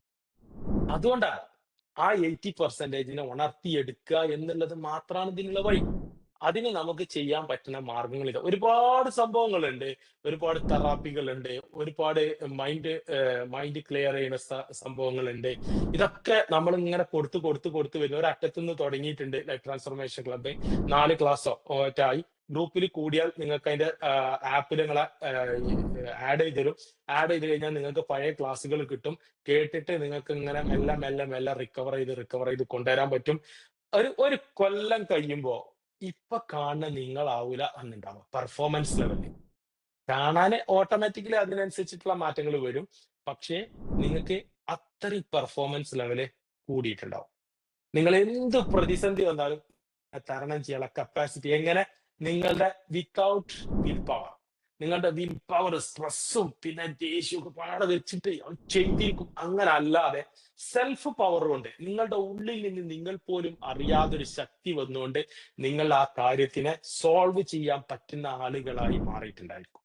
ഇത് കോഴ്സിന്റെ പ്രത്യേകത. കാരണം നമ്മൾ ഇത് കൊടുക്കുന്നത് അത്രയും ഡീപ്പർ ലെവലില് അങ്ങനെയാണ് കൊടുക്കുന്നത്. ഒരു മനുഷ്യന്റെ മനസ്സിനെ കീറി മുറിച്ച് ഓപ്പറേഷൻ ചെയ്യുന്ന രൂപത്തിലുള്ള, അതിൽ നിന്ന് ചളി മാന്തി കളയുന്ന രൂപത്തിലുള്ള പ്രോഗ്രാമാണ് നമ്മൾ ഇതിന്റെ ഇടയിലൂടെ കൊടുക്കുന്നത്. നിങ്ങൾ ഓഫീസ് അഡ്മിനിസ്ട്രേഷൻ ആയതുകൊണ്ടാണ് കുറച്ച് ക്ലാസ് മാത്രമുള്ളത്. മറ്റേ കോഴ്സാണെങ്കിൽ കുറച്ചും കൂടെ ഉണ്ടാവും, അടുത്ത കോഴ്സാണെങ്കിൽ കുറച്ചും കൂടെ ഉണ്ടാവും, അങ്ങനെ കൊടുത്തു. പക്ഷെ എല്ലാവർക്കും നമ്മൾ ഒരു വ്യത്യാസവും കാണിക്കാതെ ലൈഫ് ട്രാൻസ്ഫോർമേഷൻ ക്ലബ്ബിൽ ഇവിടെ ചേരുന്ന എല്ലാ പെൺകുട്ടികൾക്കും ജോയിൻ ചെയ്യാനുള്ള അവസ്ഥ അതിലുണ്ട്. നിങ്ങൾ അന്ന് ക്ലാസ്സിൽ കയറുമ്പോൾ മിക്കവാറും ഉണ്ടാവും എന്താ വെച്ചാൽ അന്നത്തെ ഒരു പ്രശ്നത്തിനുള്ള സൊല്യൂഷൻ നിങ്ങൾക്ക് അതിന് കിട്ടിയിട്ടുണ്ടാവും. ആ ക്ലാസ് നല്ല കിട്ടുക, നിങ്ങളെ തോട്ട്സ് ആ രീതിയിൽ മാറും. അതാണ് അതിന്റെ പ്രത്യേകത ഉണ്ടാവും. അപ്പൊ അതുകൊണ്ട് അതൊക്കെ ഉപയോഗപ്പെടുത്തുക. IT അക്കാഡമിയുടെ ഫാമിലി വന്നാൽ പിന്നെ നിങ്ങൾ പോവരുത് എന്നുള്ളതാണ് ഞങ്ങൾ ആഗ്രഹം. ഓക്കെ, അത് നിങ്ങൾ ഒരു വട്ടം എന്തെങ്കിലും ജോയിൻ ചെയ്താൽ പിന്നെ നിങ്ങൾ പോവരുത്. നിങ്ങൾക്ക് എല്ലാം നിങ്ങൾക്ക് ഇവിടുന്ന് കിട്ടിക്കൊണ്ടിരിക്കുകയല്ല, നിങ്ങൾ നേടിക്കൊണ്ടിരിക്കണം. ഇവിടുന്ന് നല്ല നിങ്ങൾ നേടിക്കൊണ്ടിരിക്കണം. ആ നേടാനുള്ള കപ്പാസിറ്റിയാണ് നമ്മൾ ഇവിടെ ഉണ്ടാക്കി തരുന്നത്. അതുകൊണ്ട് പ്രൊജക്ട് ഏറ്റവും മികച്ചതായിട്ട് ചെയ്യുക, ഏറ്റവും നല്ല രീതിയിൽ. നമുക്ക് എന്താ വേണ്ടത് വെച്ചാൽ നല്ല ജോലിയൊക്കെ കിട്ടണം എന്ന് നിങ്ങൾ ആഗ്രഹിക്കണം. നിങ്ങളുടെ ആഗ്രഹങ്ങളാണ് നിങ്ങൾ അതിലേക്ക് എത്തിക്കുക. ഒരാഗ്രഹവും ഇല്ലാത്തവനെ ഒന്നും നേടാൻ കഴിയില്ല. ആഗ്രഹങ്ങൾ ഉണ്ടായിരിക്കണം. ആ ആഗ്രഹങ്ങളും സ്വപ്നങ്ങളൊക്കെ ഉണ്ടാവുമ്പോഴേ നമുക്ക് അതിലേക്കൊക്കെ എത്താൻ കഴിയുള്ളൂ. ഒരു കാര്യം കൂടെ നിങ്ങളോട് ഞാൻ പറയാണ്, നിങ്ങൾ ചിലപ്പോൾ വേദനിക്കും, പക്ഷെ ഇപ്പൊ നമ്മൾ വളരെ സ്വസ്ഥവും സന്തോഷവുമായിട്ടുള്ള ജീവിതമായിരിക്കും നയിച്ചുകൊണ്ടിരിക്കുന്നുണ്ടാവുക. അപ്പൊ ചിലപ്പോൾ എനിക്കിപ്പോ അതിന്റെ ഒന്നും ആവശ്യമില്ല, തൽക്കാലം എന്റെ ഹസ്ബൻഡിന് വലിയ ജോലിയുണ്ട്, എന്റെ ഉപ്പാന്റെ അടുത്ത് കുറെ കാശുണ്ട്, ഇതൊക്കെ ഉണ്ടാവും നമ്മളെ അടുത്ത്, സംഭവമൊക്കെ ശരിയാണ്. പക്ഷെ എന്തെങ്കിലും ഒന്ന് സംഭവിച്ചാൽ നമുക്കറിയില്ല, ഒരു സാധനം എതിരെ സംഭവിച്ചാൽ നമുക്കതിനെ തരണം ചെയ്യാനുള്ള കപ്പാസിറ്റി ഉണ്ടാവില്ല. ആ കപ്പാസിറ്റി ഉണ്ടാക്കിയെടുക്കലാണ് നമ്മളെ പണി. മനസ്സിലായോ? ആ തരണം ചെയ്യാനുള്ള കപ്പാസിറ്റി. ഇപ്പോ ഹസ്ബൻഡിന് ജോലി പോയി, നമ്മൾ എന്താ ചെയ്യാ? നിങ്ങൾ ആലോചിച്ച് നോക്കി. അപ്പൊ നിങ്ങൾക്ക് പറയാൻ പറ്റണം, എനിക്ക് ജോലി ചെയ്യാൻ കഴിയും, ഞാൻ ജോലിക്ക് പോകുന്നുണ്ട്, തൽക്കാലം നമുക്ക് നിങ്ങൾ പോകുന്നത് വരെയുള്ള ക്യാഷ് എൻ്റെ അടുത്തുണ്ട്, നമുക്ക് അഡ്ജസ്റ്റ് ചെയ്യാം എന്ന് പറയാൻ അതിനെന്ത് പഠിക്കണം അറിയാം? ഒരു സാധനം കൂടെ ഞങ്ങൾക്ക് ബോണസ് ആയിട്ട് പഠിപ്പിച്ചുതരാം, മണി മാനേജ്മെന്റ് സിസ്റ്റം. എന്താണ് മണി മാനേജ്മെന്റ് സിസ്റ്റം? ചെറുതായിട്ട് പഠിപ്പിച്ചു തരാണ് ഒരു മണി മാനേജ്മെന്റ് സിസ്റ്റം. ഓക്കെ, ശ്രദ്ധിച്ചോ. അതായത് എന്താണ് മണി മാനേജ്മെന്റ് സിസ്റ്റം? നമുക്ക് പല രീതിയിലും പണം വരും. ചിലപ്പോ ശമ്പളമായിട്ട് വരും, ചിലപ്പോ നമുക്ക് എന്തെങ്കിലും ഹസ്ബൻഡ് അയച്ചു തരുന്ന പണമായിരിക്കാം, ചിലപ്പോൾ ഉപ്പ അയച്ചു തരുന്ന പണമായിരിക്കാം. അങ്ങനെ എന്തെങ്കിലും ഒരു പണം നമുക്ക് എന്തായാലും ഒരു മന്ത്ലി നമുക്ക് വരുന്നുണ്ടായിരിക്കും. ഇല്ലേ? എന്തായാലും വരും. അപ്പോ ഒരു ഉദാഹരണം പറയാം. ഇപ്പൊ സാലറി ആണ് എന്താണെങ്കിലും ഒരു 10,000 രൂപ കിട്ടിയാൽ നമ്മളതിനെ ഒരു 5 ബക്കറ്റാക്കി മാറ്റും. എത്രണ്ണാണ്? 5 ബക്കറ്റാക്കിയിട്ട് മാറ്റും. അങ്ങനെ വരച്ചോ. 5 ബക്കറ്റ്. ഓക്കെ. 5 ബക്കറ്റാക്കിയിട്ട് മാറ്റും. ഇതില് ഇതില് 60%, 10%, 10%, 10%, 10%. ഇങ്ങനെ ഇപ്പൊ 100% എന്ത് ചെയ്തു? 5 മാറ്റി. ആദ്യത്തിൽ 60%. അപ്പോ ഒരു 10,000 രൂപ നമുക്ക് സാലറി കിട്ടിയാൽ 6,000 രൂപ മാത്രമേ നിങ്ങൾ ചെലവാക്കാൻ പാടുള്ളൂ. എത്ര? 6,000 രൂപ. ഓക്കെ. 6,000 രൂപ. ആ 6,000 രൂപയില് നിങ്ങൾ ഫോൺ എടുത്തിട്ടുണ്ടെങ്കിൽ അത് EMI പോണം. EMI അടക്കാണെങ്കിൽ പോണം. നിങ്ങൾ വണ്ടി എടുത്തിട്ടുണ്ടെങ്കിൽ EMI അടച്ചു പോണം. ഇതൊക്കെ 6,000 പോണം. നിങ്ങളുടെ ദൈനംദിനമായിട്ടുള്ള ബസ്സിന്റെ ഫെയർ പോണം, അല്ലെങ്കിൽ വണ്ടിക്ക് അടിക്കുന്ന എണ്ണ എല്ലാം അതിന് പോണം ജോലിക്ക് പോകുമ്പോൾ. ഓക്കെ. നിങ്ങളെ ആവശ്യങ്ങളൊക്കെ അതിന് പോണം. ഒരുവിധ ആവശ്യങ്ങളൊക്കെ പോണം. നിങ്ങളെ മേക്കപ്പ് വൈപ്പൊക്കെ എല്ലാ സാധനവും അതിന് പോണം. അതിന് ചെലവാക്കിയാൽ മതി. മതി. ഒന്ന്. രണ്ടാമത്തെ 10%, അതായത് 1,000 രൂപ നിങ്ങൾ നിങ്ങളുടെ പഠനത്തിന് വേണ്ടി മാറ്റിവെക്കണം. ഓക്കെ. പഠനത്തിന് വേണ്ടി മാറ്റിവെക്കണം. എന്തിനൊക്കെ പറഞ്ഞുതരാം, കൃത്യമായിട്ട് പറഞ്ഞുതരാം. എന്താ പഠനത്തിന്? നമ്മള് പഴയ മെഷീനായി പോകും. നമ്മുടെ ഫോണൊക്കെ കണ്ടില്ല നിങ്ങൾ ഇടക്കിടക്ക് ഇങ്ങനെ അപ്ഡേറ്റ് ചെയ്യണത്. ഈ ഇപ്പൊ ഐഫോൺ 9, 8 ഒക്കെ കിട്ടിക്കഴിഞ്ഞാല് അതൊന്നും ഇപ്പൊ ഒന്നിനും പറ്റില്ല. കാരണം അതിൽ ഗൂഗിൾ പേ വർക്ക് ചെയ്യൂല, അതിൽ ബാങ്കിന്റെ ആപ്പ് വർക്ക് ചെയ്യൂല, ഒന്നും വർക്ക് ചെയ്യില്ല. കാരണം അതിന് സോഫ്റ്റ്വെയർ അപ്ഡേഷൻ നിന്നിട്ടുണ്ട്. അതേപോലായി മാറും നമ്മള്. അതായത് നമ്മളെ ഒന്നിനും പറ്റാതാവും എന്നർത്ഥം. വയസ്സ് നമുക്ക് തടഞ്ഞു നിർത്താൻ പറ്റില്ല. വയസ്സ് പോകും. കാലത്തിനനുസരിച്ച് നമ്മൾ പഠിച്ചെടുക്കാനേ പറ്റുള്ളൂ. ഇനി AI കാലം വരികയാണ്. AI കണ്ട് വായാൻ പോവാണ് മൊത്തം. ആർട്ടിഫിഷ്യൽ ഇന്റലിജൻസ് വായാൻ പോവാണ്. ഭയങ്കരമായിട്ട് സുനാമി പോലെ അടിച്ചു വീശി വരാൻ പോവാണ്. പെട്ടെന്ന് കയറി വരും. അപ്പോഴേക്ക് നമ്മൾ എന്ത് ചെയ്യണം? കുറെ കാര്യങ്ങൾ പഠിച്ചിട്ടിരിക്കണം. നമുക്ക് അവയർനെസ് ഉണ്ടാകും. നമ്മൾ അതിനു വേണ്ടി ഉപയോഗിക്കാനാണ് 1,000 രൂപ മാറ്റി വെക്കേണ്ടത്. ഓക്കെ. പഠിക്കാൻ വേണ്ടി, നമ്മൾ അപ്ഡേറ്റ് ചെയ്യാൻ വേണ്ടി. പിന്നെ 1,000 രൂപ നമ്മുടെ ഇൻവെസ്റ്റ്മെന്റ് ആണ്. എന്താണ് ഇൻവെസ്റ്റ്മെന്റ്? ഇൻവെസ്റ്റ്മെന്റ് പറഞ്ഞാല് നമുക്കൊരു പ്രത്യേകത ഉണ്ട്. നമ്മള് ചില ആളുകളെ ലേഡീസ് ഒക്കെ കാണാം, ശമ്പളം കിട്ടിയ കാശൊക്കെ ഒരുക്കൂട്ടി വെച്ചിട്ട് എന്ത് ചെയ്യുന്നവരാ? ഒരുക്കൂട്ടി വെച്ചിട്ട് അതുകൊണ്ട് ഒരു സ്വർണ്ണവള വാങ്ങും, അല്ലെങ്കിൽ ഒരു മോതിരം വാങ്ങും. മോതിരം വാങ്ങുന്നതോ സ്വർണ്ണവള വാങ്ങുന്നതൊന്നും മോശമായിട്ടല്ല പറഞ്ഞത്. നമ്മൾ എന്തിനാ വാങ്ങിയത്? അതൊരു ബിസിനസ്സിന് വാങ്ങിയതല്ല. നമ്മളതൊരു ആഗ്രഹം കൊണ്ട് വാങ്ങിയതാണ്. പക്ഷെ ആ ആഗ്രഹിച്ച സാധനത്തിന് നമുക്ക് നിലനിർത്തണമെങ്കിൽ നമ്മള് ആ ഇൻവെസ്റ്റ്മെന്റ് പാർട്ടിൽ നിന്ന് വാങ്ങിയതായിരിക്കാം. ഓക്കെ. അങ്ങനെ ഈ 1,000 രൂപ എടുത്ത് വെച്ചു, വീണ്ടും 1,000 രൂപ എടുത്ത് വെച്ചു. അങ്ങനെ 10 മാസം കഴിയുമ്പോൾ 10,000 രൂപ.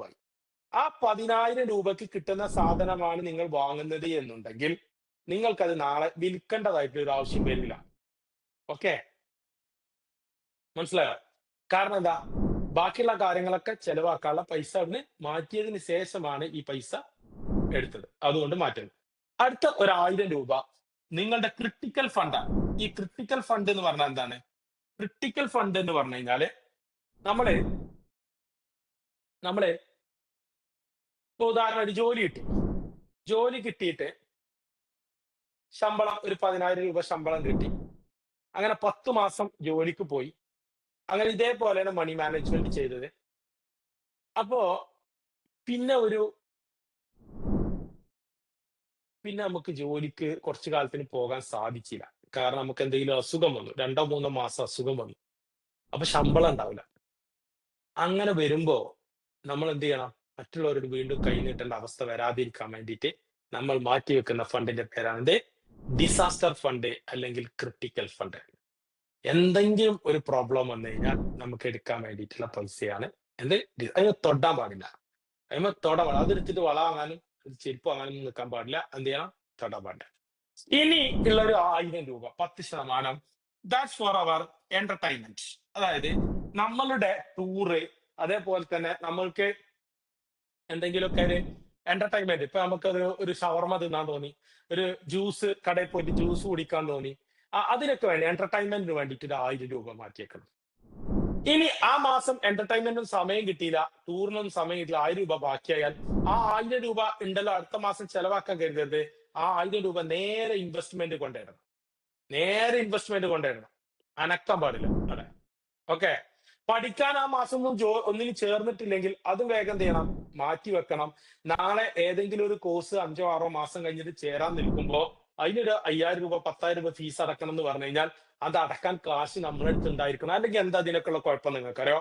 നിങ്ങളൊരു 10 മാസം ജോലിക്ക് പോകുമ്പോൾ നിങ്ങൾക്ക് ഒരുപാട് ശത്രുക്കൾ ഉണ്ടാവും. ശത്രുക്കൾ എന്ന് പറഞ്ഞു കഴിഞ്ഞാല് നിങ്ങളുടെ വീട്ടിലുള്ളവരെ അസൂയക്കാരായിരിക്കും. നിങ്ങൾക്ക് കിട്ടാത്ത ഓർക്ക് കിട്ടാത്തത് നിങ്ങൾക്ക് കിട്ടുമ്പോഴുള്ള ഒരു ചെറിയൊരു കടി ഉണ്ടാവും എന്തായാലും. അപ്പൊ ഇവര് നമ്മളെന്താ ചെയ്യാച്ചാൽ ഇവർക്ക് ദേഷ്യം ഉണ്ടാകുമ്പോ ഓലൊന്ന് സമാധാനിപ്പിക്കാൻ വേണ്ടി എനിക്കൊന്ന് സാലറി കിട്ടണം, അവർക്കൊരു ചുരിദാർ എടുത്ത് കൊടുക്കണം, ഓർക്ക് നമുക്കൊരു അത് എടുത്ത് കൊടുക്കണം, എന്നിട്ട് വേണം ഓലൊന്ന് സ്കീ അടക്കാൻ. അങ്ങനെ നിങ്ങൾ എന്ത് ചെയ്യും? സാലറി കിട്ടി 10,000 രൂപ കിട്ടി, 10 ദിവസത്തിന്റെ ഉള്ളിൽ എല്ലാം ചെലവാക്കി ഓർക്കൊക്കെ ഡ്രസ്സ് കൊടുത്തു. ബാക്കി പിന്നെ കാശില്ല, പിന്നെയും ബസ്സിന് പോകാൻ പൈസ എന്ത് ചെയ്യണം? നിങ്ങൾ കടം വാങ്ങണം, അല്ലെങ്കിൽ ഹസ്ബൻഡിന്റെ അടുത്ത് നിന്ന് വാങ്ങണം, അല്ലെങ്കിൽ വേറെ ആരാണോ അയാളടുത്ത് വാങ്ങണം, അഡ്വാൻസ് വാങ്ങണം. തീർച്ചയായിട്ടും നിങ്ങൾ നഷ്ടക്കാരാണ്. എന്താ കാരണം അറിയങ്ങളെ? നിങ്ങള് ഇതൊക്കെ കഴിഞ്ഞാൽ ആ വസ്ത്രം കൊടുക്കുമ്പോഴോ അല്ലെങ്കിൽ അവർക്ക് എന്തെങ്കിലും വാങ്ങിച്ചു കൊടുക്കുമ്പോഴോ അപ്പൊ മാത്രം വളരെ സെക്കൻഡ്സ് ഓർ മിനിറ്റുകൾ അല്ലെങ്കിൽ മണിക്കൂറുകൾ മാത്രമേ ആ സന്തോഷം അവർക്ക് പ്രകടമാവുള്ളൂ. നാളെ മുതൽ ഓരോ പഴയ സ്വഭാവം വീണ്ടും എന്ത് ചെയ്യും? കാണിക്കും. തീർച്ചയായിട്ടും കാണിക്കും. പിന്നെ ഇതിനെ എങ്ങനെ ഉപയോഗപ്പെടുത്താം? നമ്മള് ചെറിയ കുട്ടിയാണ്. ഇപ്പൊ ജോലി ഉണ്ടായാലും ഒരു ഗുണം എന്താണ്? ചെറിയ കുട്ടിയുണ്ട്, നോക്കാൻ ആരുമില്ല, അമ്മായിമ്മ മാത്രമേ ഉള്ളൂ. പക്ഷെ അമ്മായിമ്മക്ക് ജോലിക്ക് പോകുമ്പോ നോക്കാൻ ഭയങ്കര മടിയുണ്ട്. ഒരു മാസം നോക്കി നമ്മളൊന്ന് അഡ്ജസ്റ്റ് ചെയ്ത് നമ്മൾ ക്ഷമിച്ചൊക്കെ നിന്നു. ഒരു മാസം കഴിഞ്ഞ് സാലറി കിട്ടുമ്പോ നിങ്ങൾ എന്ത് ചെയ്താല് നിങ്ങളെ എന്റർടൈൻമെന്റിൽ ഒരു 1000 രൂപ അമ്മായിമാക്കന് കൊടുത്താൽ ഇത് നിങ്ങൾക്കുള്ളതാണ്. അമ്മായിമ്മ അടുത്ത മാസം ഉഷാറായിട്ട് കുട്ടിനെ നോക്കും. അമ്മായിമ്മ ആ 1000 രൂപ പ്രതീക്ഷിച്ചിട്ട് നോക്കും. എന്ത് ചെയ്തു? നിങ്ങളെ ഡിസ്ട്രാക്ഷനെ നിങ്ങൾ അടിപൊളിയായിട്ട് ഇവിടെ കൈകാര്യം ചെയ്തു. വേണമെങ്കിൽ പഠിച്ചോ, അതാ പറഞ്ഞു. ഇതൊക്കെ ഒരു ചെറിയ ടെക്നിക്കാണ്, മനസ്സിലായില്ലേ? പൈസ കൊണ്ടുള്ള ഒരു ചെറിയ കളിയാണ്. പിന്നെ നമുക്ക് വേണമെങ്കിൽ ഇപ്പൊ നിങ്ങൾ ആലോചിച്ചു, നമുക്ക് ഇങ്ങനെ ഒരു ഷവർമ്മ തിന്നാൻ പൂതിയായി, ഷവർമ്മ കഴിക്കാൻ പൂതിയായി ആഗ്രഹിച്ചു. അപ്പൊ വൈകുന്നേരം ആകുമ്പോ ഇങ്ങനെ വെറുതെ ഇരിക്കുകയാണ്, ഞായറാഴ്ച, ഷവർമ്മ ഇങ്ങനെ കഴിക്കാൻ പൂതിയാ. അപ്പൊ ഹസ്ബൻഡ് ഉണ്ട്, ഇങ്ങനെ വരുന്നു. ഹസ്ബൻഡ് വരുമ്പോ സത്യത്തിൽ ആ സഹോദരന്റെ കയ്യിൽ പൈസ കുറവാണ്, നമുക്കറിയാം.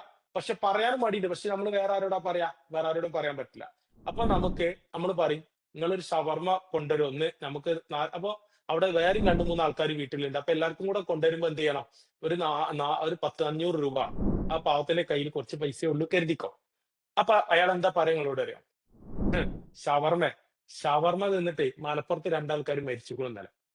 തിരൂര് മിഞ്ഞാന്ന് മരിച്ചുക്കണം. ഷവർമ്മ വെറുതെ തിന്നണ്ട, എനിക്ക് മരിച്ചണോ? അപ്പൊ മരിച്ചാൻ ഒരിക്കലും ആഗ്രഹം ഉണ്ടാവോ? ഇല്ല. ഉണ്ടാവോ ജസീല? ഇല്ല. നമ്മളറിയും മരിച്ചെന്താ?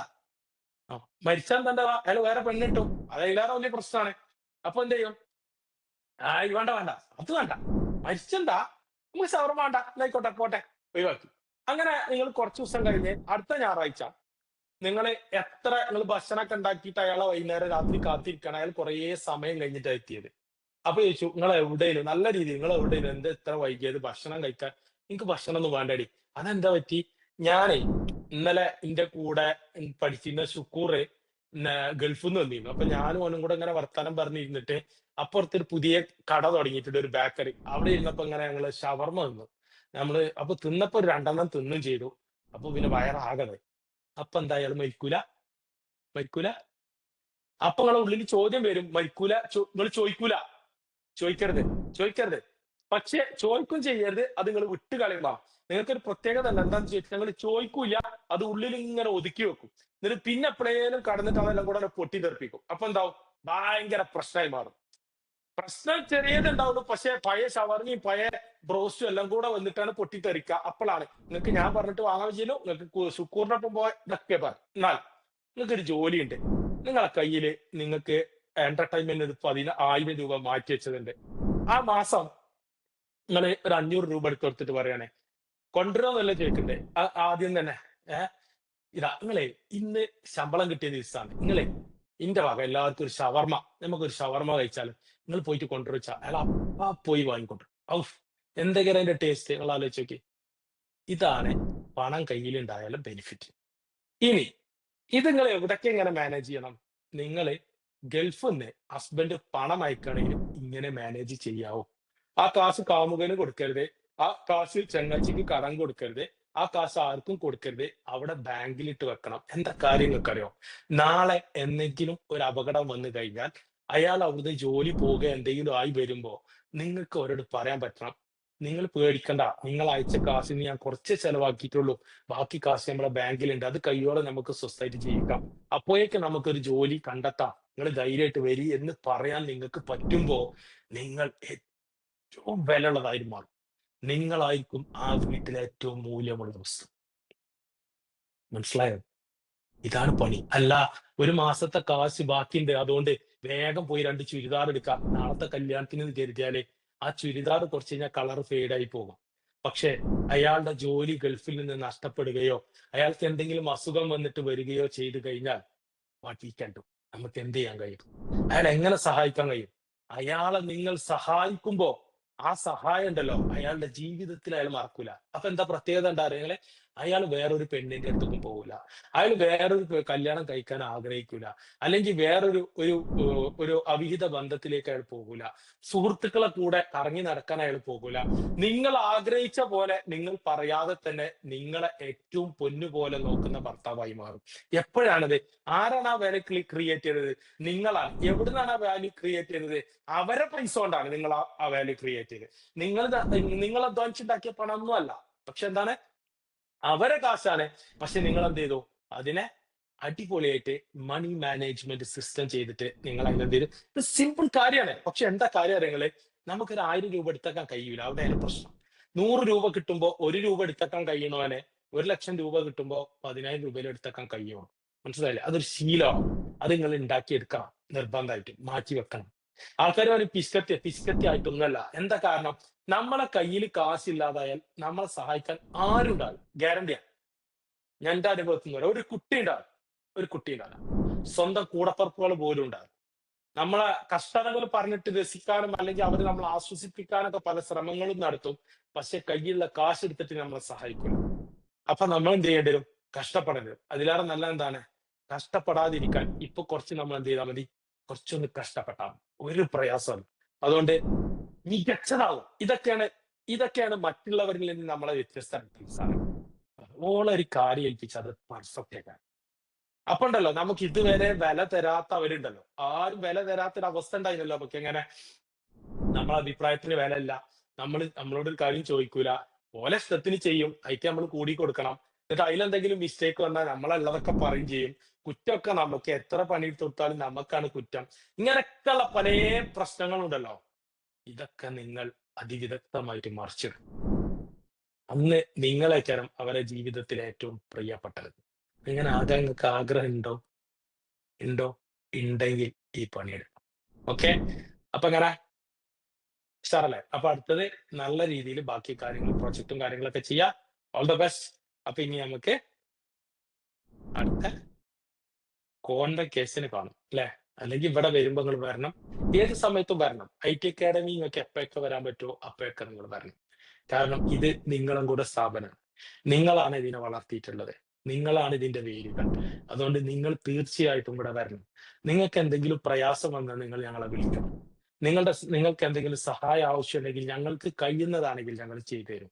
അതുകൊണ്ട് എന്താ വെച്ചാൽ നമ്മൾ ഒരുപാട് എക്സ്പീരിയൻസ് ഉള്ള ആളുകളാണ്. ഒരു ടീമാണ്. എത്രയോ ആളുകളുണ്ട്. എല്ലാവരും എക്സ്പീരിയൻസ്ഡ് ആണ്. അപ്പൊ എന്തെങ്കിലും ചിലപ്പോൾ ഒരു വാക്കുകൊണ്ട് സഹായിക്കാനേ നിങ്ങൾ ഉണ്ടാവുള്ളൂ. ചിലപ്പോൾ ഒരു നിർദ്ദേശം പറഞ്ഞു തരാനേ ഉണ്ടാവുള്ളൂ. അപ്പൊ നിങ്ങൾ തീർച്ചയായിട്ടും നിങ്ങളെ സംബന്ധിച്ചിടത്തോളം നിങ്ങൾക്ക് ഏറ്റവും മികച്ചതാവാൻ പറ്റിയിട്ടുള്ള അവസരങ്ങളാണ്. അതുകൊണ്ട് അതൊക്കെ ഉപയോഗപ്പെടുത്തുക. ലൈഫ് ട്രാൻസ്ഫോർമേഷൻ ക്ലബ്ബിൽ കയറുക. എന്നിട്ട് എന്ത് ചെയ്യുക? നമ്മളെ ജീവിതം കെട്ടിപ്പടുക്കുക. യൂട്യൂബ് ചാനലിൽ കയറുക. അതിലൊക്കെ ക്ലാസ്സുകൾ ഇങ്ങനെ വന്നുകൊണ്ടിരിക്കുന്നുണ്ടാവും. ഇത് കേൾക്കുമ്പോൾ നിങ്ങൾക്ക് ഓട്ടോമാറ്റിക്കലി നിങ്ങളുടെ എനർജി ഇങ്ങനെ ഇൻക്രീസ് ആയിക്കൊണ്ടിരിക്കും. എന്തായാലും നിങ്ങൾക്ക് ഗുണമല്ലാതെ ദോഷമുള്ള ഒരു കാര്യം ഞങ്ങൾ ആരും ചെയ്യൂല. അതുകൊണ്ട് അത് നിങ്ങൾ പ്രതീക്ഷിക്കേണ്ട. ദോഷം ഞങ്ങൾ ചെയ്യൂല. അതുകൊണ്ട് എല്ലാവർക്കും ഇതെല്ലാം നേടിയെടുക്കാനുള്ള അവസരം IT അക്കാഡമിയിൽ വീണ്ടും ഉണ്ട്. All the best. അപ്പൊ ഇനി നമുക്ക് അന്ന് കാണാം. ബാക്കി അടിപൊളിയായിട്ട് പോട്ടെ. ഓക്കെ? യെസ്. Thank you.